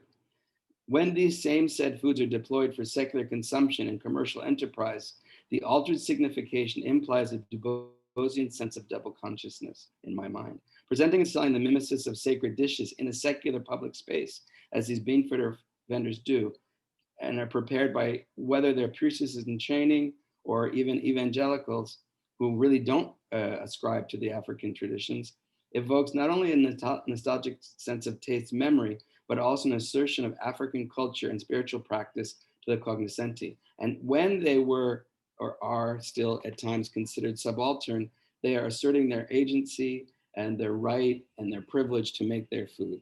This image is of a dear, dear friend who's now departed, Dona Analia de Pais Leite, filha de Ansa, who was a very important interlocutor to help me understand, because again, trying to get the story and the voice of these women helped me to better understand their culture. Historically, West Africans imported into the Americas are alleged to have subverted their religious practices by syncretizing their orishas or deities with Catholic saints. And according to Arthur Ramos, I quote, officially, they are Catholics, but behind the cult of the saints and the Catholic ceremonies, they continue worshiping their old African gods, end quote. So if for a moment we accept the premise and necessity for religious syncretism, then to avoid suppression of candomblé, the affect of certain cultural products and practices could have a rarefied symbolism linked to subverted religion. Since both secular and sacred foodways were existent, I argue that either or both of these foodways can be seen as a living cultural text informed by the performance of the producer and the consumer in the preparing, presenting, and consuming of meals. So again, this speaks to sovereignty. Orality and the physical skills and the gestures associated with the process of cookery, not the written word, predominated in these Afro-diasporic societies. These oral and embodied transmissions thus function as a locus for an Andersonian imagined community across the diaspora, producing and reproducing familial and societal recipes amongst kin groups across generations or communities that engender the same potential for knowledge sharing as a written text would. Are you telling me I have 5 minutes? Great, okay.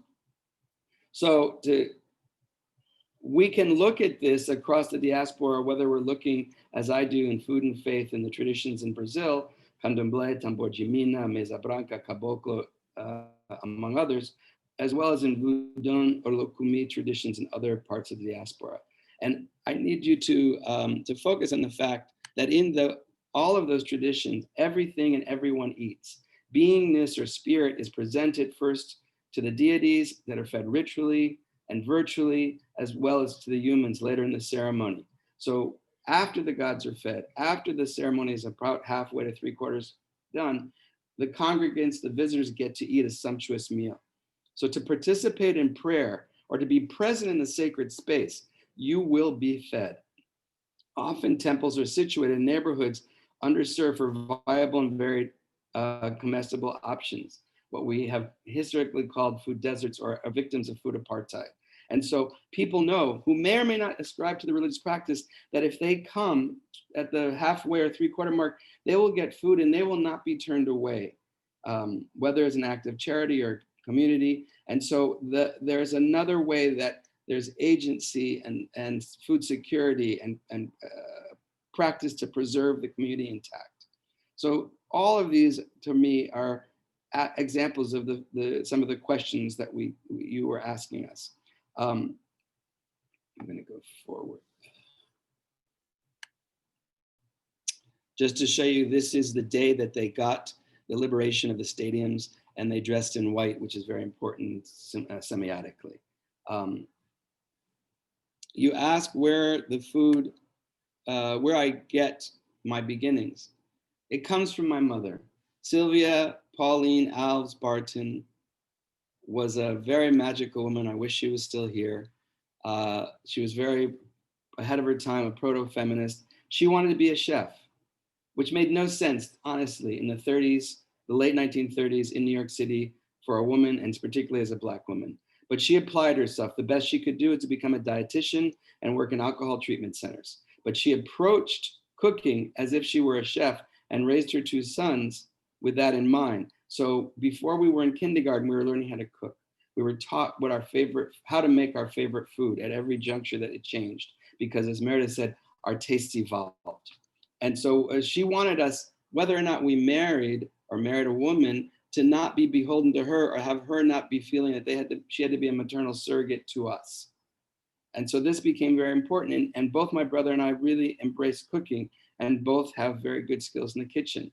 I went a little further. I had not only the urge to cook, but also I went shopping with her so I could make choices. I learned how to critically analyze recipes and develop recipes, which helped me put me on the road to become a chef. And through college, I did this as well as working in restaurants. And so all of those experiences together, in addition to my mother teaching us what other people ate, whether they're Mexican or Irish, and we would make that food. So I had a sense of a cosmopolitan way of looking at the world. Recently, in the last few minutes that I have. 2 minutes, please. Great. Domestically, in the last few years, I've been an artist or scholar in residence at the Linden Sculpture Garden in Milwaukee, Wisconsin, and in something called the Call and Response Project. And I'm working in relationship to a dear colleague who was asked to make something in homage to Black women, enslaved women. She made a Afrofuturist cabin. Her name is Fuego Wilson. And over the last 3 years, I've done projects. The first one was a garden and working with great migrators. This is pictures of some of the work. who came from the deep South, making food from the 19th century, doing oral history, getting their stories, as Meredith said. And planting a garden of iconic foods from the Gullah Geechee tradition of my partner, planting rice in honor of these ancestors that coming from Trinidad that was to be of African origin, working with those great migrators, women who were in their 60s to 80s, as archetypes of Black women who would have been existent during the period of enslavement, using abolitionist objects from material culture that were food objects. The sugar bowl that it says not to be used, the Indian sugar that is not made by slaves, the tobacco canister, as a way to create a shared conversation at a communal meal, focusing on rice coming out of the Gullah Geechee tradition. And now I'm working as a virtual project with them about some of these unfortunate African Americans who've been cut down by state-sponsored violence. So for me, to sum it up, I think that the work I do, the training I got beginning and ending with my mother has really informed that. And the last thing I'll say in the probably seconds I have, who do I write for? I think Meredith said it right, is why do I write is better. I write for many peoples and me and for those outside of me. I write as a continuation of learning how to cook, about culinary history, the dietetics from my mother, now almost a spiritual communication or love letter to her. I write for myself to better understand and contextualize my history as a member of the African diaspora and as a member of the Barton, Saxon, Alvey, Seal, and Goodings clans, of Fall River, Massachusetts, New Bedford, Rhode Island, New York City, Columbia, Tennessee, St. Philip's and Six Roads Parish, Barbados, St. Kitts, Madeira, Congo, and Yoruba kingdoms. I write for Black and Brown people and others who are culturally and intellectually interested in food and foodways and the culture arising from commensal behaviors and relationships that enhance our understanding of the African diaspora, be they in the public sphere or in the cloister of academia. And so with that, I will end. I'm probably a few minutes over. Thank you very much. Obrigado. Gracias. Thank you very much. Thank you very much, Dr. Barton. Like Professor Barker, you've given us a lot to think about. And from you, we've had faith, intercultural communication, and food. And you know, I really liked the hidden stories of corporate life, class struggle, and food. And of course, your Andersonian references to imagined communities. So, and I think both of you looked at the idea of the subaltern, not so much can the subaltern speak as how does the subaltern speak. That was all wonderful. Thank you so much. And our third presenter is the researcher Benia Lorenzo, researcher, as I said, in public management and international cooperation at the Federal University of Paraíba, Brazil, part of the National Institute of Science and Technology for USA Studies. Urbania? Can I already share my screen? Yes.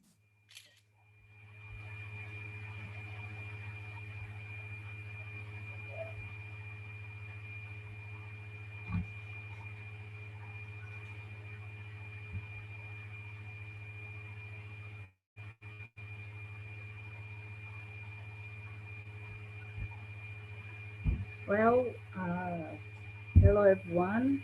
My name is Ervenia Lourenço de Oliveira, and my research is about land foreignization in the USA, the international cooperation of social movements against the land grabbing. Well, I divide my presentation in two moments. The first one, I'll talk a little bit about my research and some results, and then I will try to address the questions that the organizers of the conference gave to me. So, and I'm still improving my English, so don't mind if I say something wrong, okay? And if anything is not clear, please just ask. So, the research is developing in partnership between the Federal University of Paraíba, the INEO, that is the National Institute that is a Brazilian National Institute of Science and Technology for Studies about the US, and the Group of Studies of Hunger and International Relations, as we call it here, FOMED. Okay, and the scholarship is supported by the Brazilian Coordination of Improvement of Higher Level Personnel, CAPS Brazil, and this research is the result of the master that I'm doing in, in the master in Public Management and International Cooperation. Well, if you ask um, a Brazilian or me about our perspective of food, how do we see food? For sure, I will answer that this perspective will be related to hunger. So this is why all the research started. We were studying hunger at university in our group of studies called FOMERI, Hunger and International Relations. And then we discovered that the land foreignization is a big threat to food security. And then we decided to study this. And what is land grabbing? What is land foreignization? Land grabbing is a more critical term that some social movements use to call the land foreignization.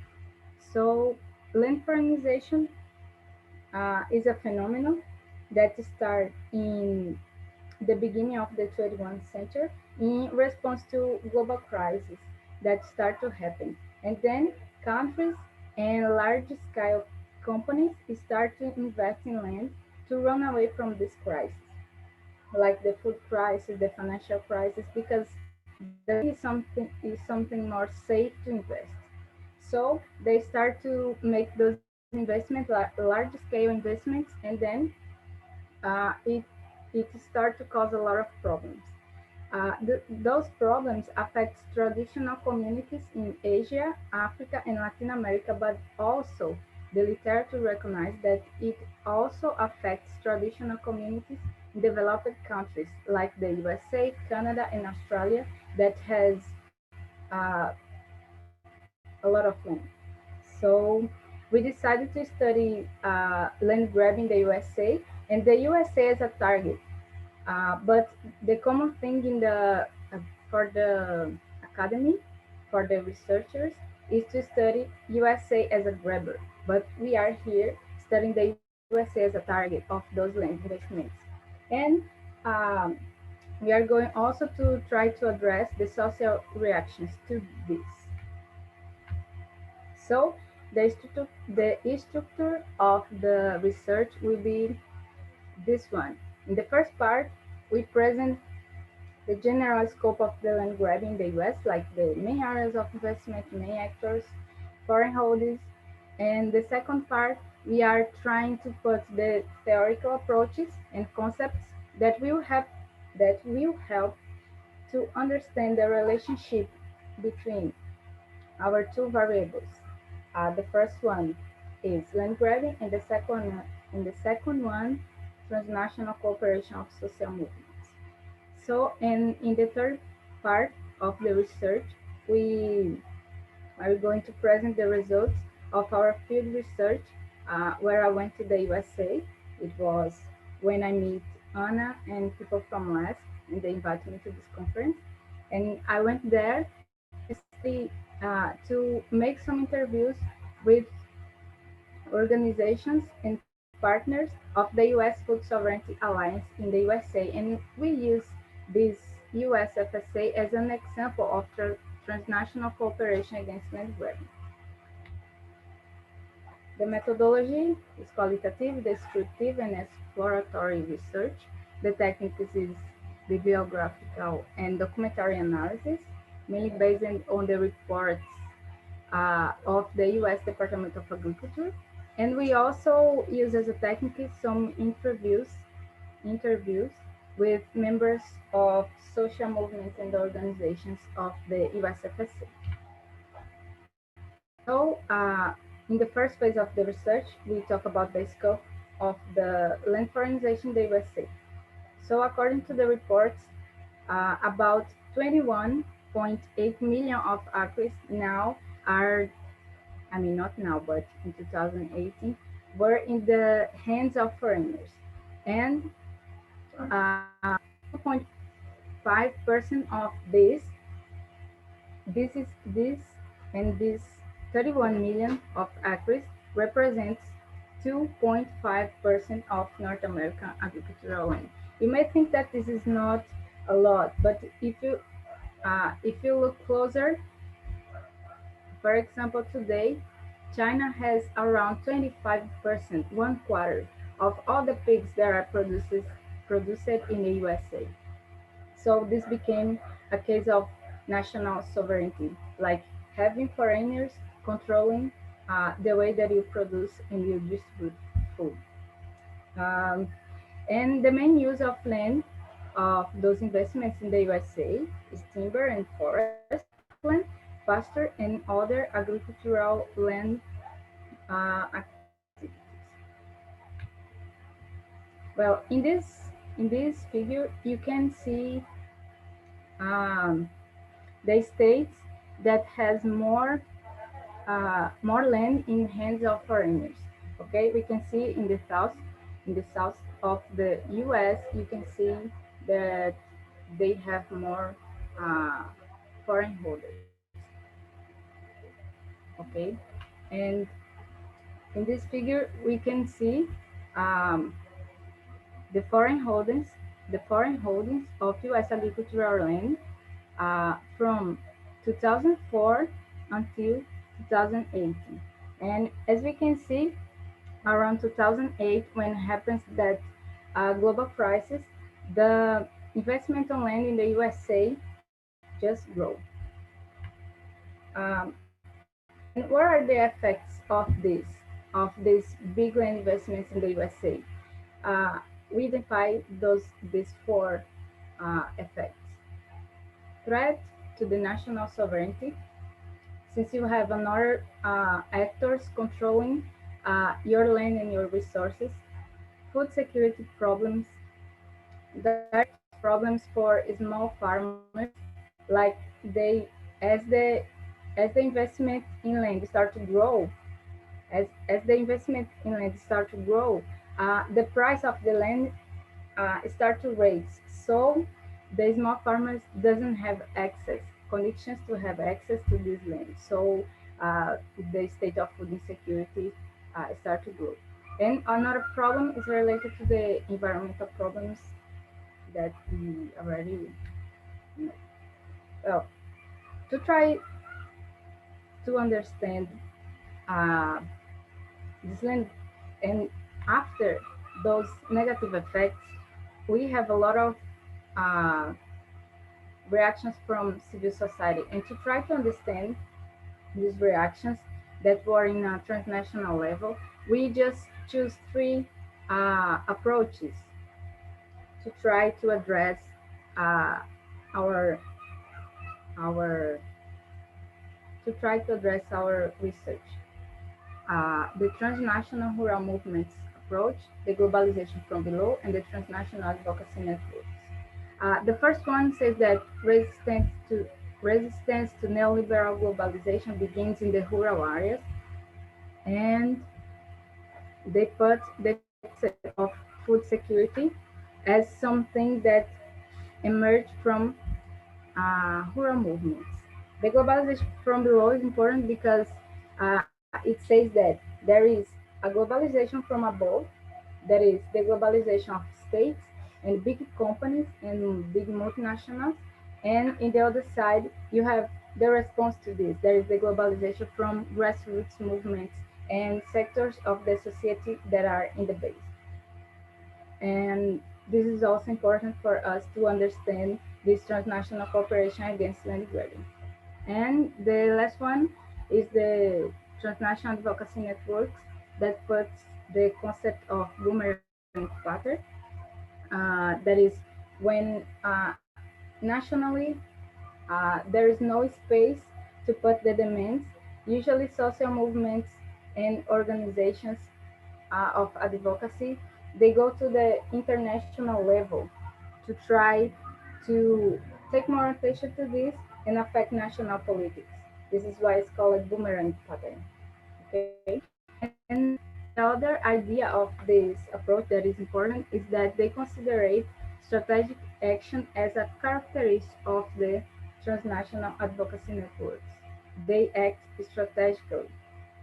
They are not like they tend not to act like big campaigns and big protests. They try to act strategically in, for example, in a country or in a place that is that information could be more useful. So the next steps of the research that we are uh, still working on is to address the results of the field research that we did. And but I can bring you some information about that. Like we make some interviews with the Food Sovereignty Alliance, with the National Family Farm Coalition, Why Hunger, and Action Aid USA. They were they were the main organizations that we make the interviews during the field research.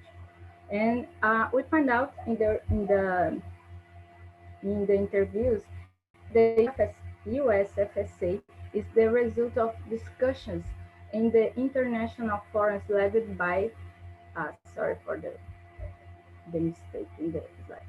Um, the USFSA is the result of discussions in the international forums led by the Via Campesina. Because the Via Campesina was discussing how to spread the concept of food sovereignty internationally.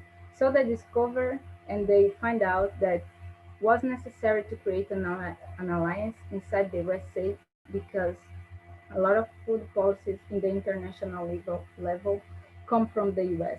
So it was very important to have an alliance there. And it is also a transnational alliance because the USFSA is from the United States.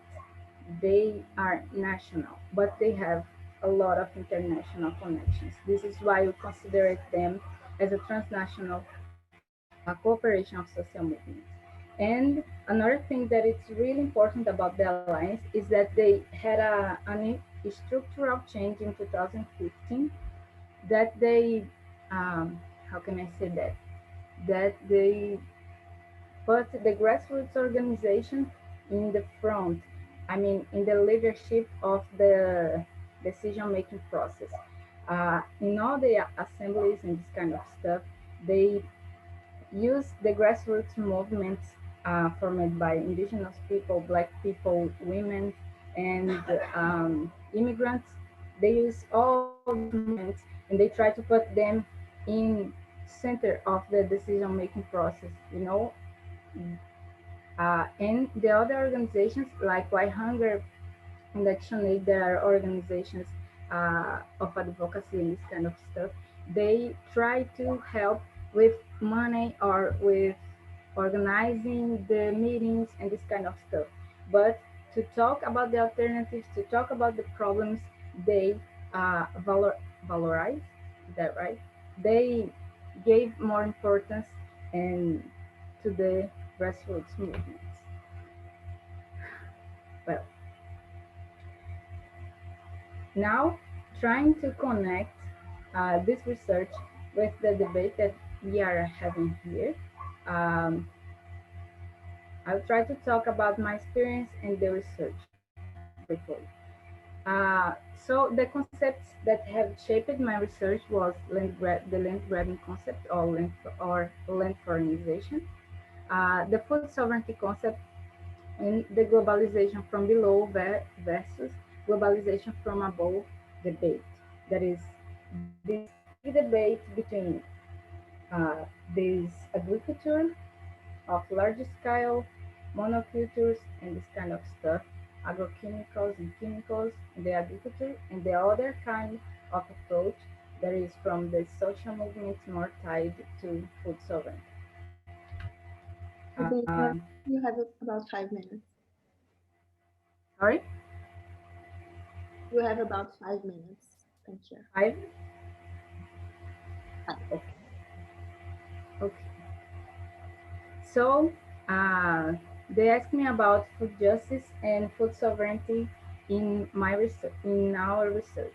So we believe that food justice can only be achieved through a more democratic and social and sustainable food system. So this food, we consider that the current food system, it's not democratic, it's not sustainable. So we believe that food justice should be achieved by these two aspects. And food justice can be achieved also through food sovereignty. And what are the principles of the food sovereignty that we use in the research? It's from this book called Food Regimes and Agrarian Questions from Philip McMichael. And he also worked in the Via Campesina. So it is a consideration on the formulation of the Via Campesina. It is a critical perspective to oppose the neoliberal concept of food security that believes that agro-export is the better way to feed the world. Uh, so the food sovereignty opposed to this. And another principle is that people's right to decide on food system.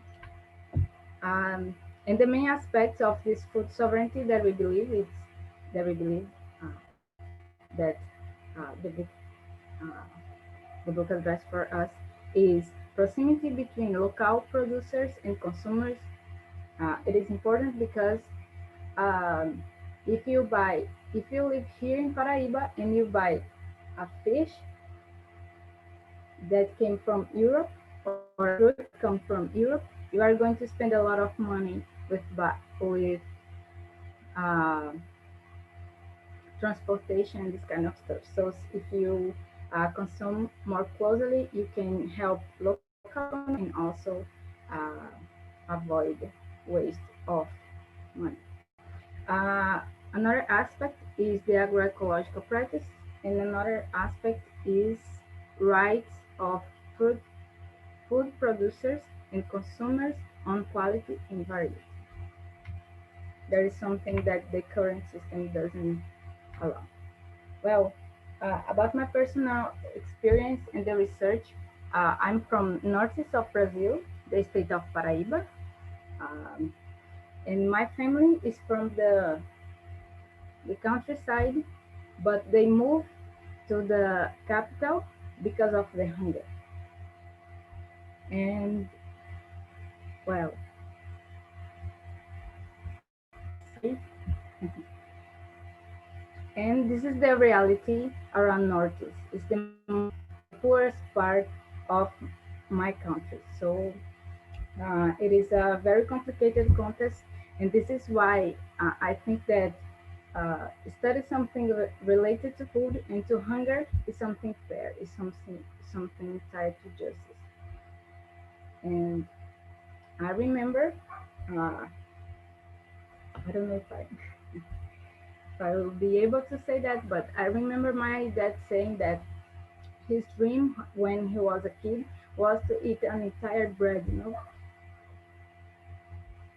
because he has to share the bread with his sister and his brother. So it was a very complicated situation, but I'm glad because now my family is better. But this is still is really important to me. Sorry, I'm so emotional sometimes. Um, and so also near where I live, we have a lot of land struggles.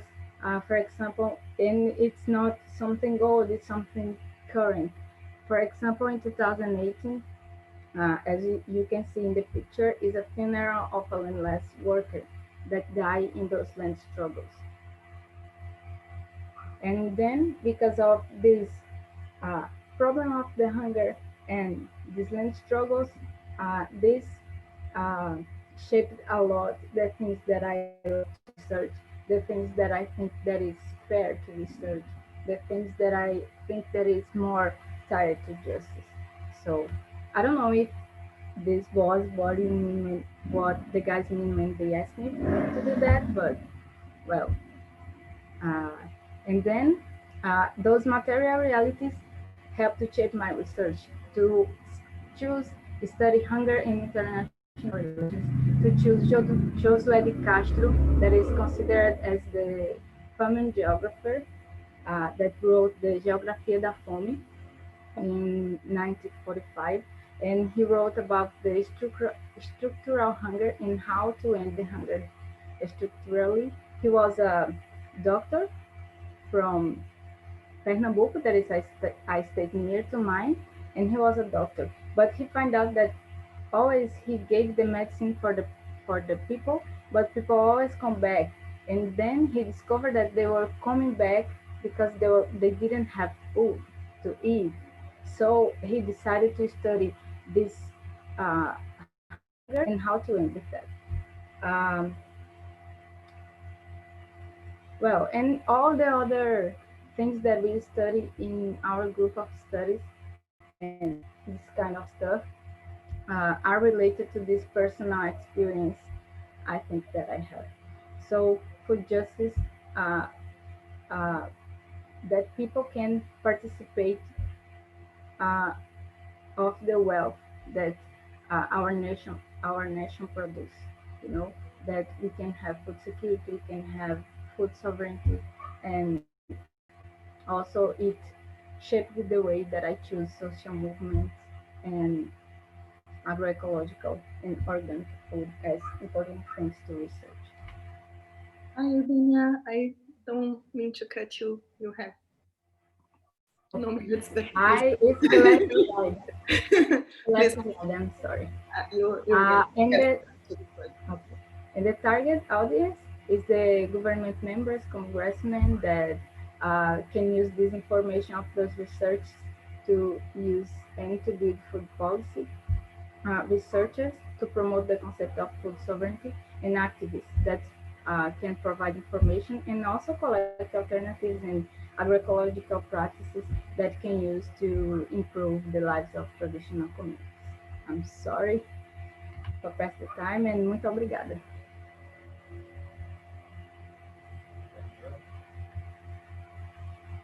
Thank you, all our speakers, for these brilliant interventions. I think we go out of this conference really having different ideas of food sovereignty, of justice, of the importance of food in our lives. So I'd like to start, and I'd like to invite people to type their questions, reflect on the talks. But I'd like to start with a personal question. And this is like the question of my life. So feel free to answer as you want, and who wants to touch on that. And I think most of you had already touched on this question on your talks, but I will ask you anyway.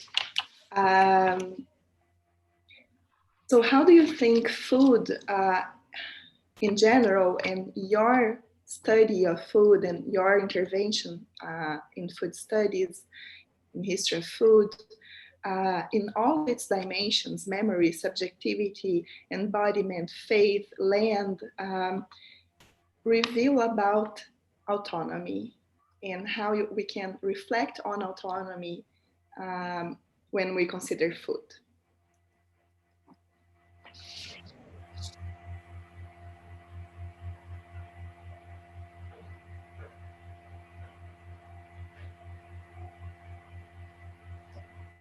If I could begin, I guess the thing I would say is that, you know, the Meredith cited Brillat Savarin and also Feuerbach, late 19th century writers who have said, you know, show me what you eat and I'll tell you who you are.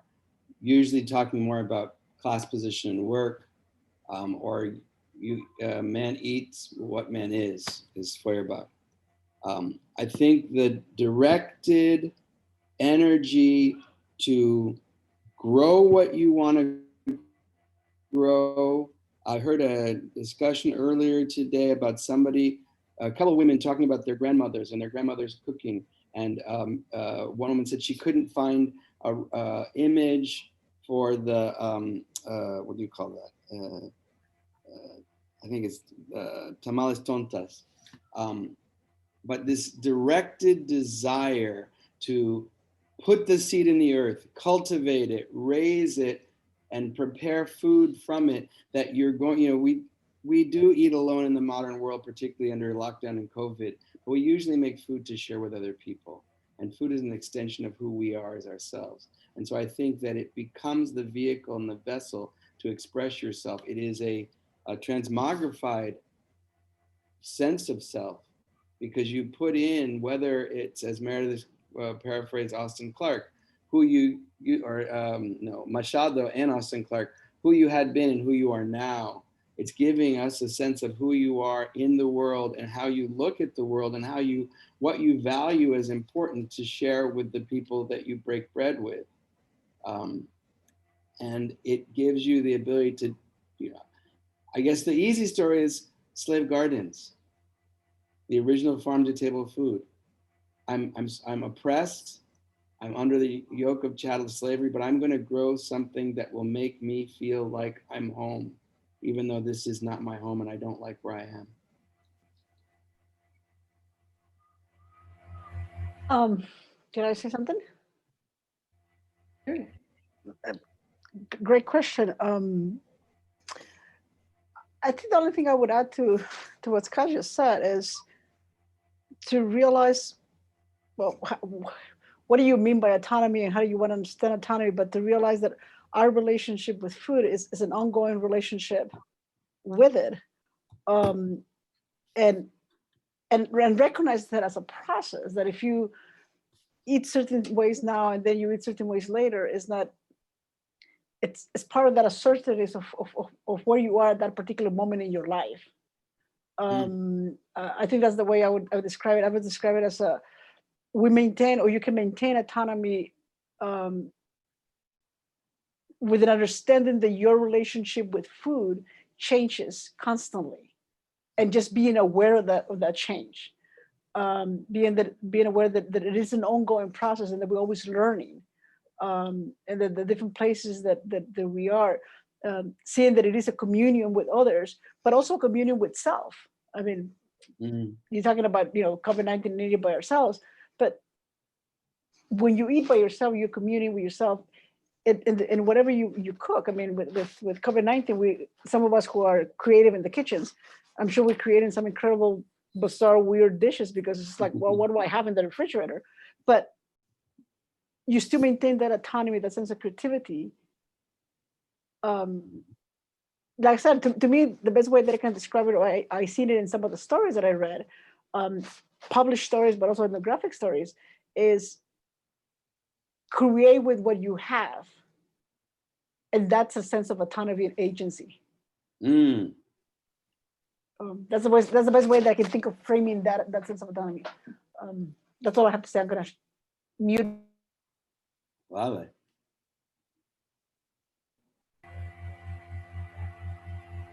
I don't know if Urbania wants to touch on that.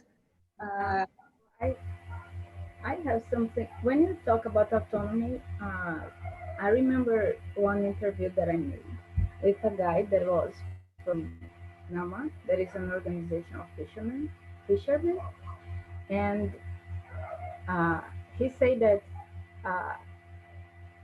permission to fish that before cost like $50 now costs like $1 million or something like that. You know, it's very, very big difference, because now they are starting to privatize the ocean. That is our in our research called ocean grabbing. And I think that if you don't have access to the land, if you don't have access to the ocean, how you are going to have autonomy to decide what you can eat. And another thing in this research that in this interview that I think that is tied to your question is that he told me that now Cargill is making a big lobby in the Congress to pass an act called Aqua Act. And this is because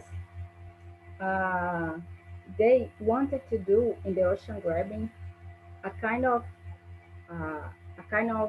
cultivation of fish called aquaculture or something, that it's like cultivate fish in a large scale. and they want to feed the fish with soybeans. So, uh, and a lot of things that we eat today, I don't know in the USA, but here in Brazil, is made of soybeans. So, if this transnational system of food production doesn't allow people to have autonomy and to talk about what they want to eat and that they want diversity and this kind of stuff, how they are going to have autonomy to decide what they are going to eat. If I go to supermarket, I don't have access to the land, I don't have access to the ocean. And if I go to the supermarket, I only have the option to eat soybeans. So I think that is something that I was thinking about when you talk about autonomy. So I think that autonomy also applies for this thing of uh, democratic participation of our resources. Well,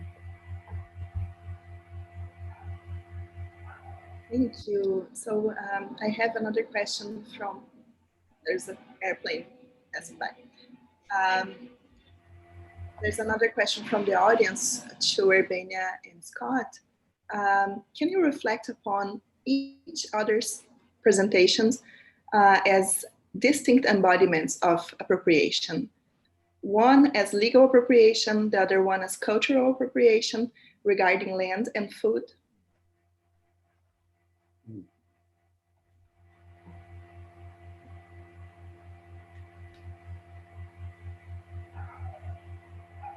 the legal appropriation of food. Can you repeat it, Anna, please? Can you reflect upon each other's presentation as distinct embodiments, appropriation, one as legal appropriation, the other one as cultural appropriation regarding land and food? I can try to translate it. Vocês podem refletir sobre as apresentações que vocês dois fizeram nesse aspecto de embodiment, de incorporação, apropriação, como uma apropriação da terra, uma apropriação legal, e o outro como uma apropriação cultural. Então, nessa correlação entre terra e comida, e eu acho que é bem nessa questão de relacionar esses dois tópicos.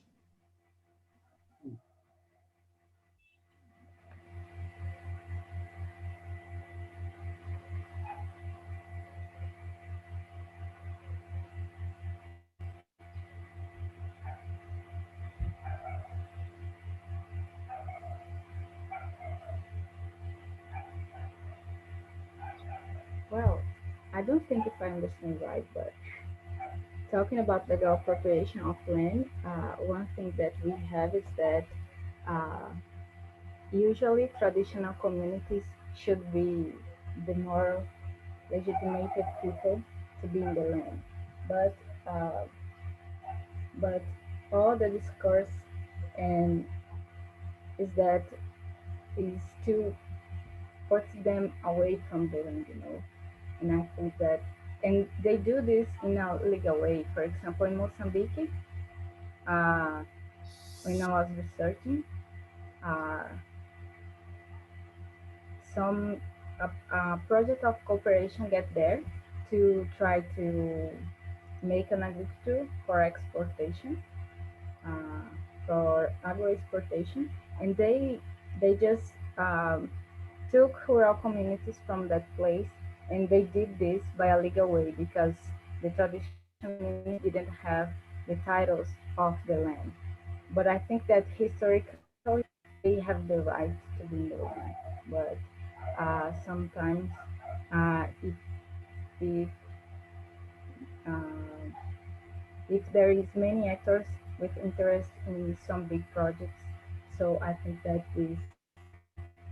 this appropriation that culturally and historically must be tied to traditional communities just go to another side because they believe that that large scale production of food is going to end hunger and that's kind of stuff. I don't know if I answered that, but Are you finished, Erbenia? Did you finish? It's a very interesting question. I have a few ways I'd like to think about it.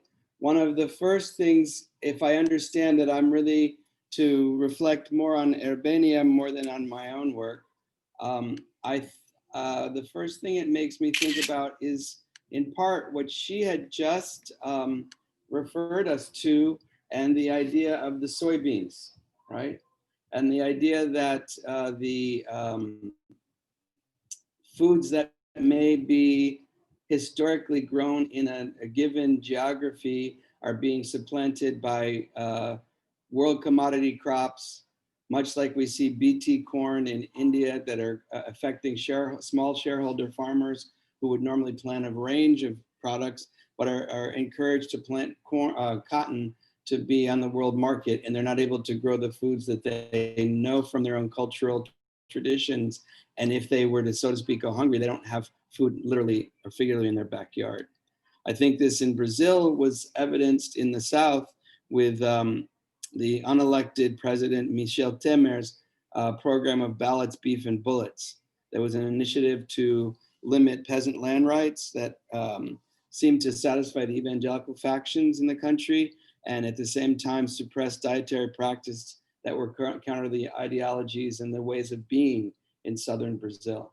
I think that in the current state we're seeing, and if I can share my screen, let me see if I can do it. This graphic that I love that just came up in some friends sent it to me recently, that is talking about Cesta Básica. And the Cesta Básica that was a cornerstone of Lula. If I cannot share the screen. And looks at Lula, Dilma, Temer, and Bolsonaro. And those things that may be associated with the land and the culture that now are taken away from the particularly working class and working poor to be able to maintain their own decisions about what they eat, whether and what they purchase and or what they grow, and or what the government can help them to purchase. Again, like the slave garden, we know that historically in Brazil, the dono da casa in the fazendas would have free people of color who would bring transfer foods, quiabo, etc., to sell in the plantation because they understood that the slaves did a little bit better work when they ate food that was familiar to them.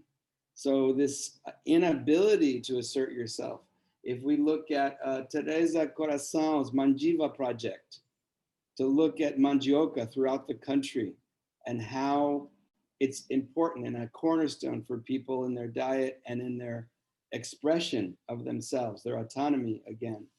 I think these are the ways that I think it overlaps our work, looking at the use of the land and the culture that arises when you can assert yourself and not have it be appropriated by global commodity products. The last thing I'll say is my inability, though I don't like chicken breast, it's very difficult for me when I'm in Bahia to buy chicken breasts if I want them, because there's an agreement for Brazil to sell the United States who likes chicken breasts, and then I can always get thighs or musculos. You know, the leg thigh I can get very easily. That's a part of the commodity chain, the globalized commodity chain. Thank you. I have a question from Ashley to Dr. Abarca. Abarca mentioned how food could be used as an identity marker, which includes socioeconomic status.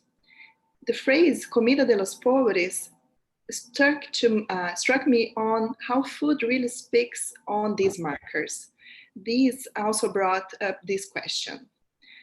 How does this phrase speak on what sovereignty may mean to someone who eats comida de los pobres versus someone that doesn't?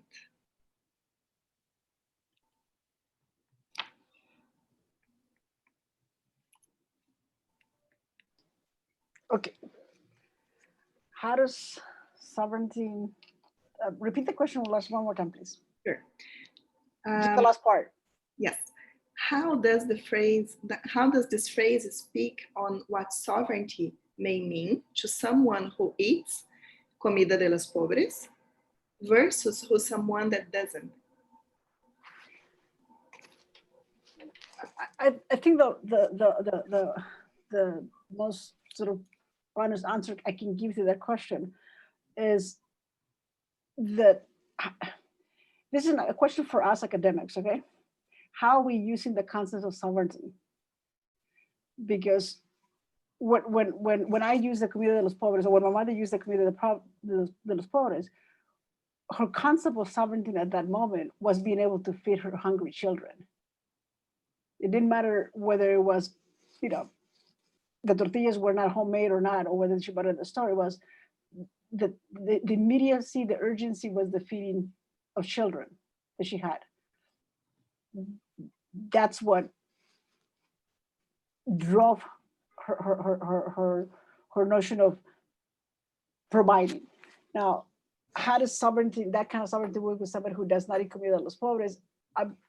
Honestly, I'm not sure I understand I shouldn't say understand. I would like to understand more how we're trying to make that a parallel.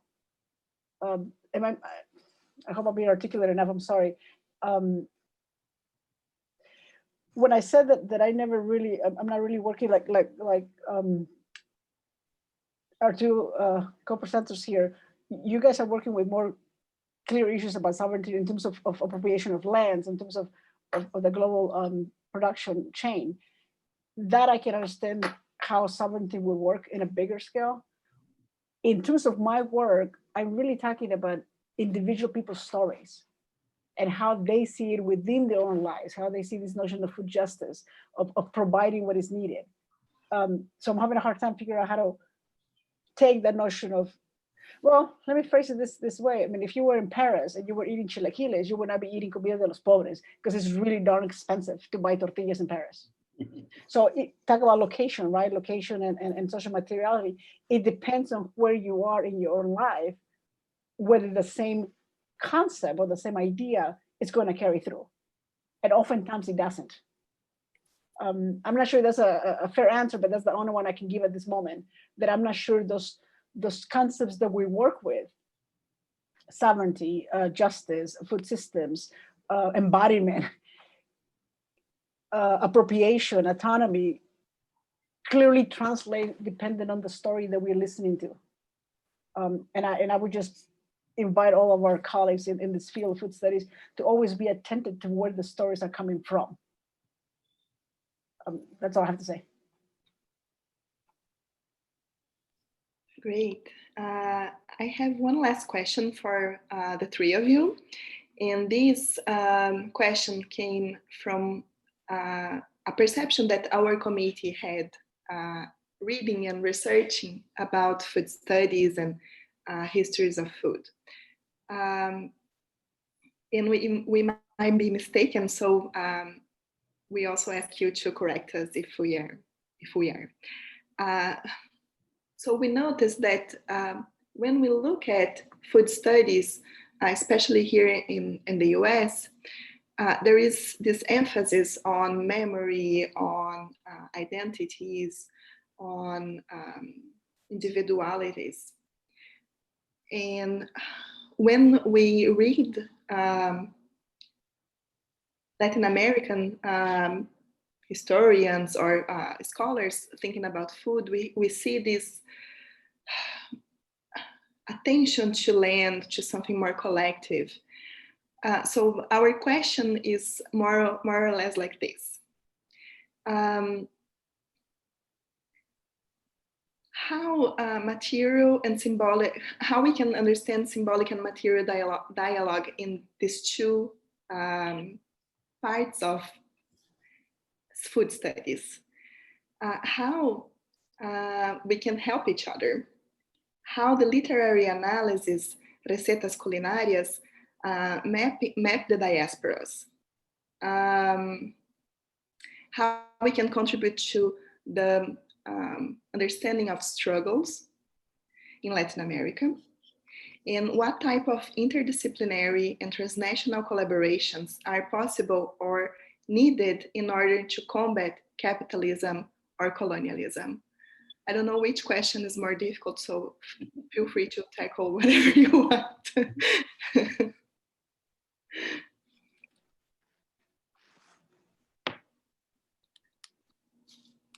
Can I ask a question? So if I heard you correctly, how do we combat transnationalism and capitalism? That is a question. How do we deal with the materialist symbolic, the dialogic between the two cultures, broadly the two cultures? And then there was a middle one that was recetas culinarias that I thought, was that a third question? Yeah, so more or less how this literary analysis of these recipes can help us to understand diasporas. Okay. Okay, I have answers. I have no answers for any of your questions, but I'm going to say something anyway. This is a really fascinating struggles that you're dealing with in terms of sort of intellectually wrapping your minds around them, right? And you know, we're talking about global north and the south and sort of the different relationships. But my first answer to your question, which doesn't really answer your questions, but is one thing that I think we need to be careful when we engage in food studies is that not one aspect of food studies is going to touch upon every single aspect of food. Yes. I think that's will be my first reaction. Let's not hope or expect that anyone work. Right now we have 3 panelists, and I think there's some connections, but there's some remarkable, important differences in their works. So my first thought, respond to your question, is this notion of let's be careful that as we are engaging in food studies to figure out, going back to the idea, why are we writing?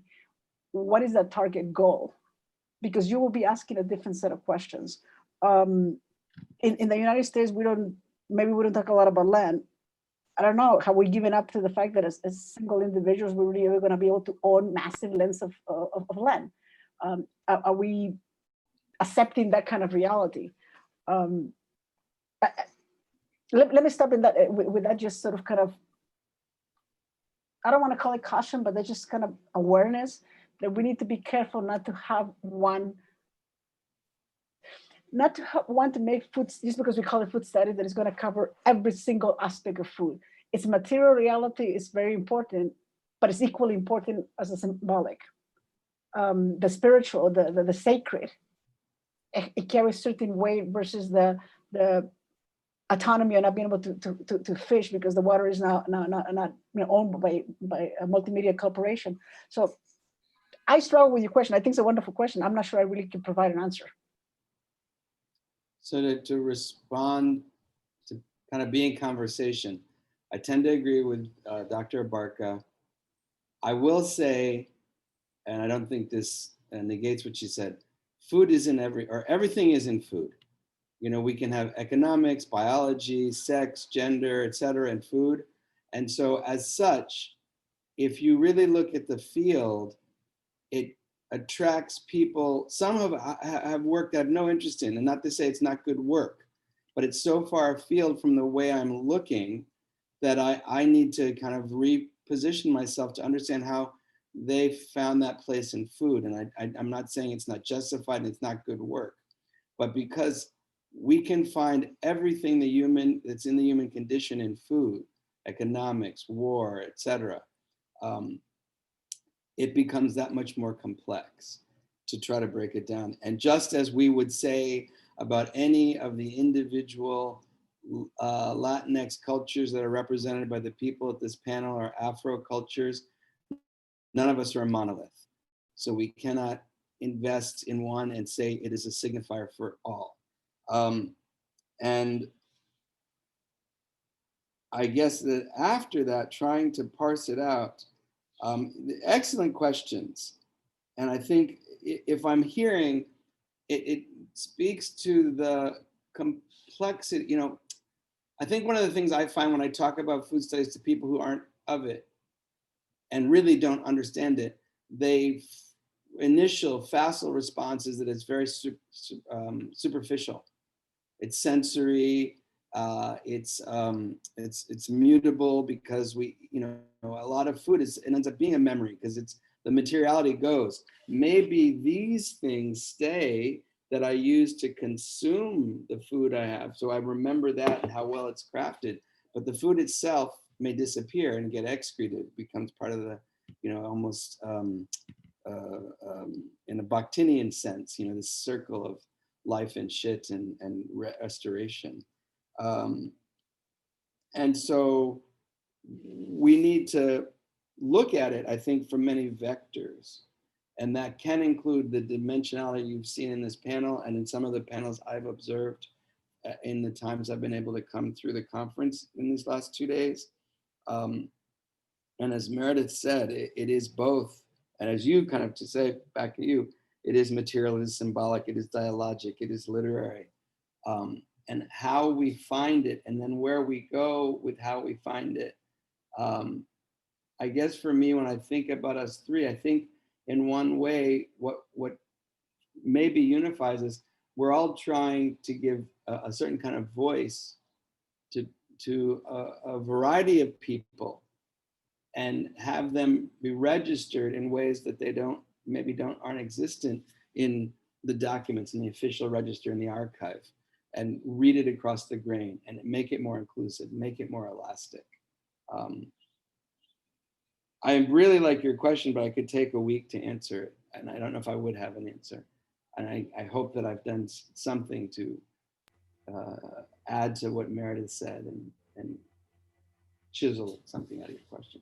Thank you. Yeah, I agree with Barton. I think that would take a long time to answer everything. I would like to comment about two questions about the difference between the perspective of food in Latin America and in the US. I think you are right.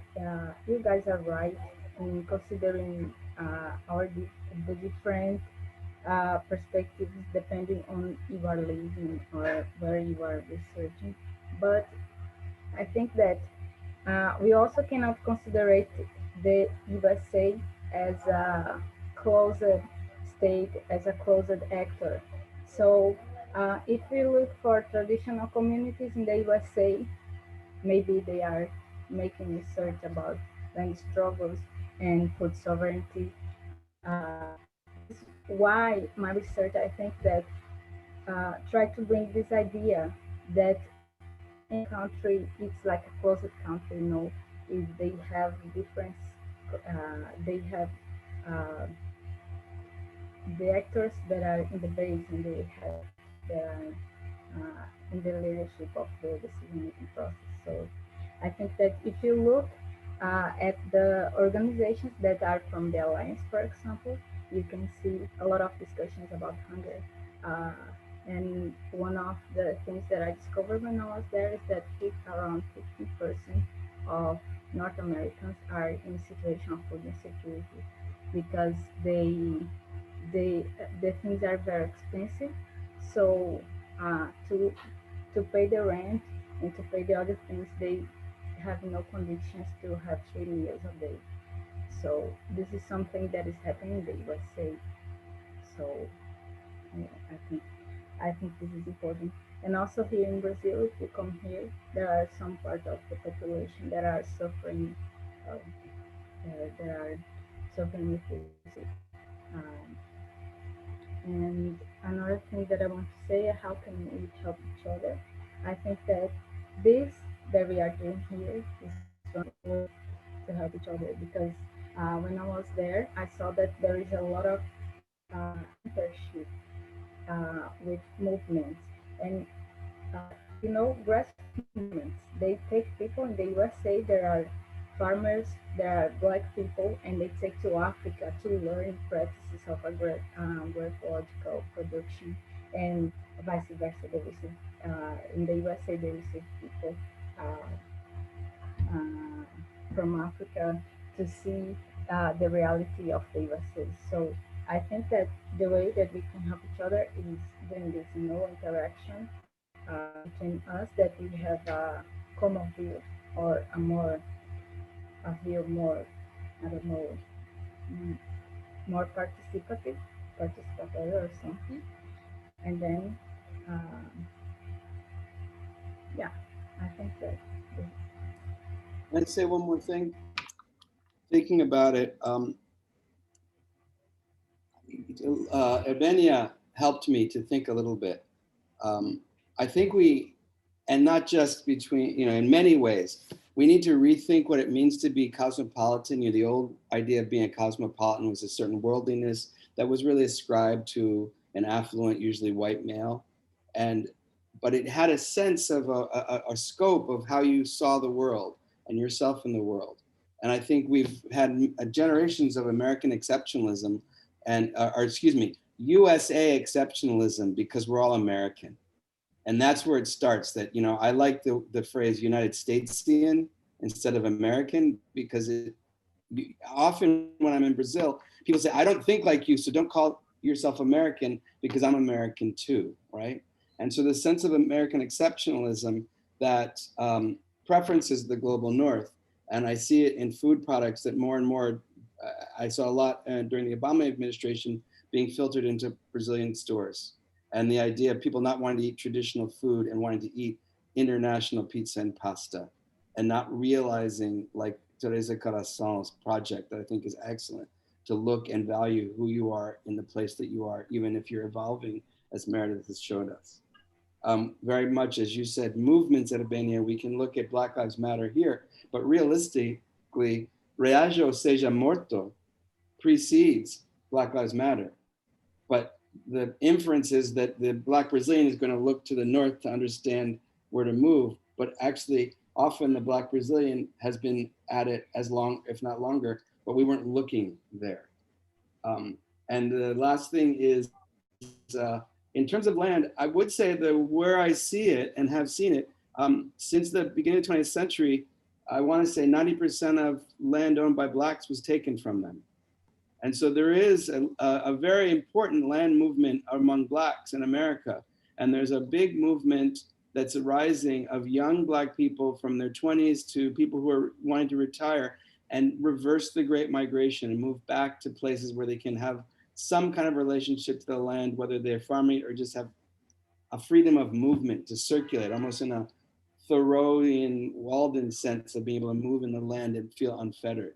So I think that we don't think that, just as she was nicely told us that we have a lot of food insecurity, but some parts of the government don't want us to think that people are suffering in the global north, but they really are.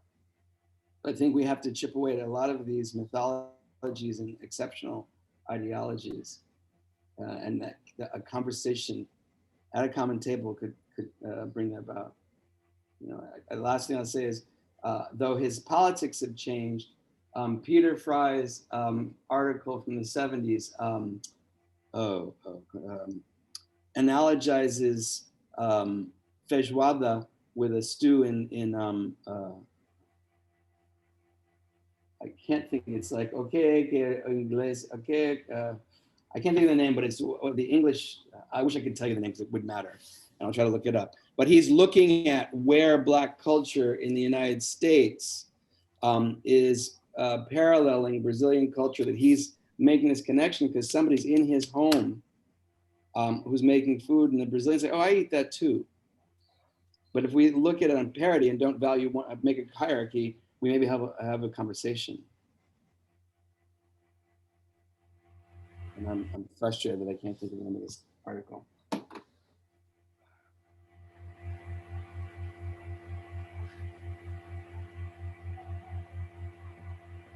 Hopefully that, that kind of meandering response again contributes.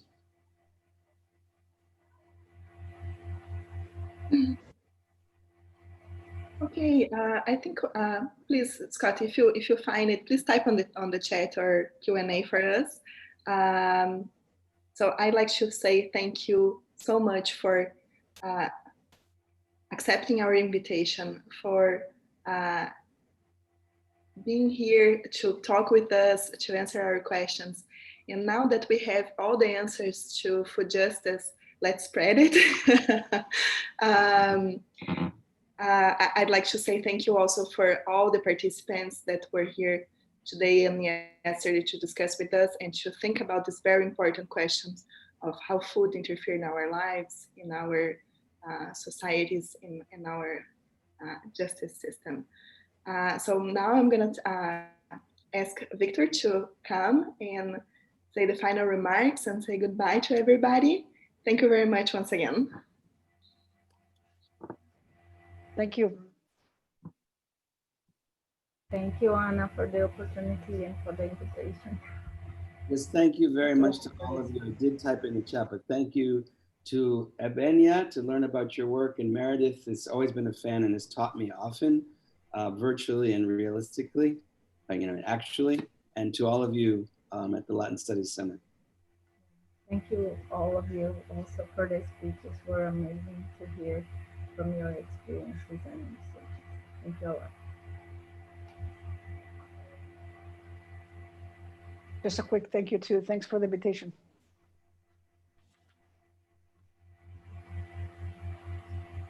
Right, and thank you again. Thank you, everybody. Thank you to our panelists who just spoke right now. Thank you very much. And that's how I'm going to start with these closing remarks with a lot of thank yous. Thank you, thank you, thank you. In addition to our thanking our keynotes panels, I also want to give thanks to our special presenter from yesterday, Dr. Gina Ulis, and thanking to all of our panelists who have presented like very beautifully, really thought-provoking and interesting presentations throughout our conference yesterday and today. Thank you to all of the attendees. Thank you for coming to our virtual conference. Thank you for attending, even if it was a click away, and even if you couldn't see who else was in the meeting. Thank you for attending, and thank you for being here with us at our conference. And we're gonna thank our sponsors, our co-sponsors, which are from around the University of Maryland, the Office of Graduate Diversity and Inclusion, the Graduate School, the Center for Literary and Comparative Studies, the Department of English.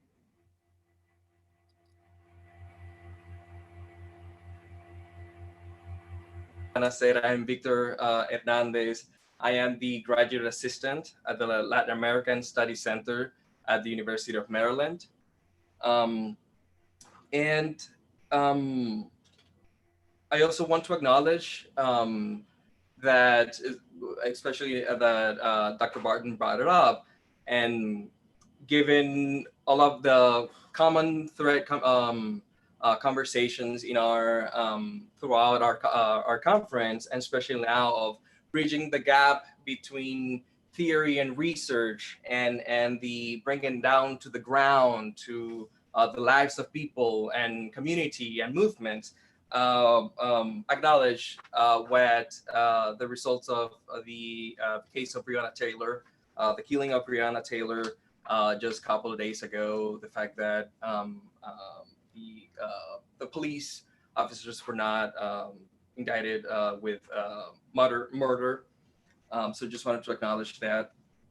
And I also want to acknowledge the challenges that of doing a virtual conference. We'll actually do this a little further. Before that, speaking about making a virtual conference, this, as Dr. Collins mentioned yesterday, this conference is organized and put together by a committee of graduate students that are all members of the LASC, the Latin American Studies Center community.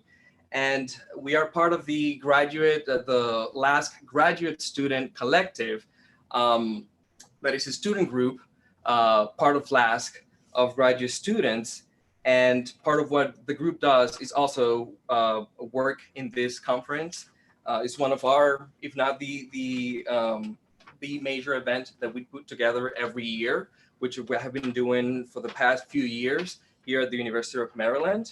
And it's a committee and a group of graduate students that it's very interdisciplinary.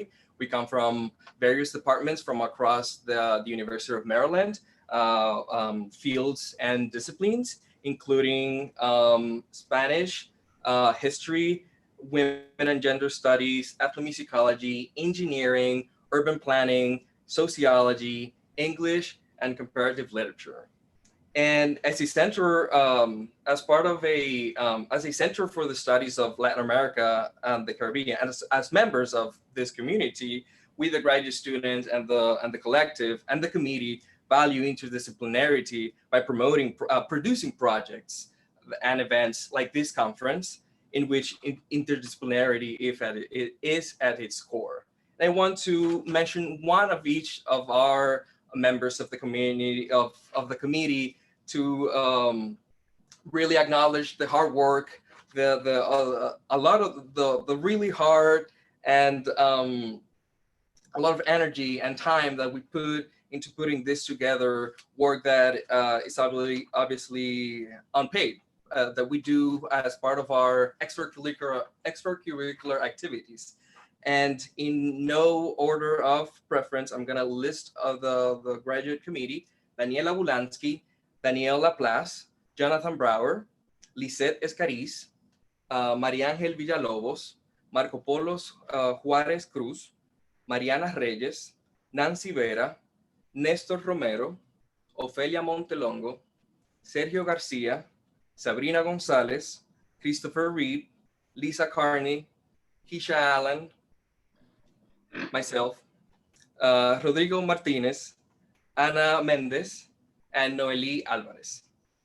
And I also want to thank the staff at LASK.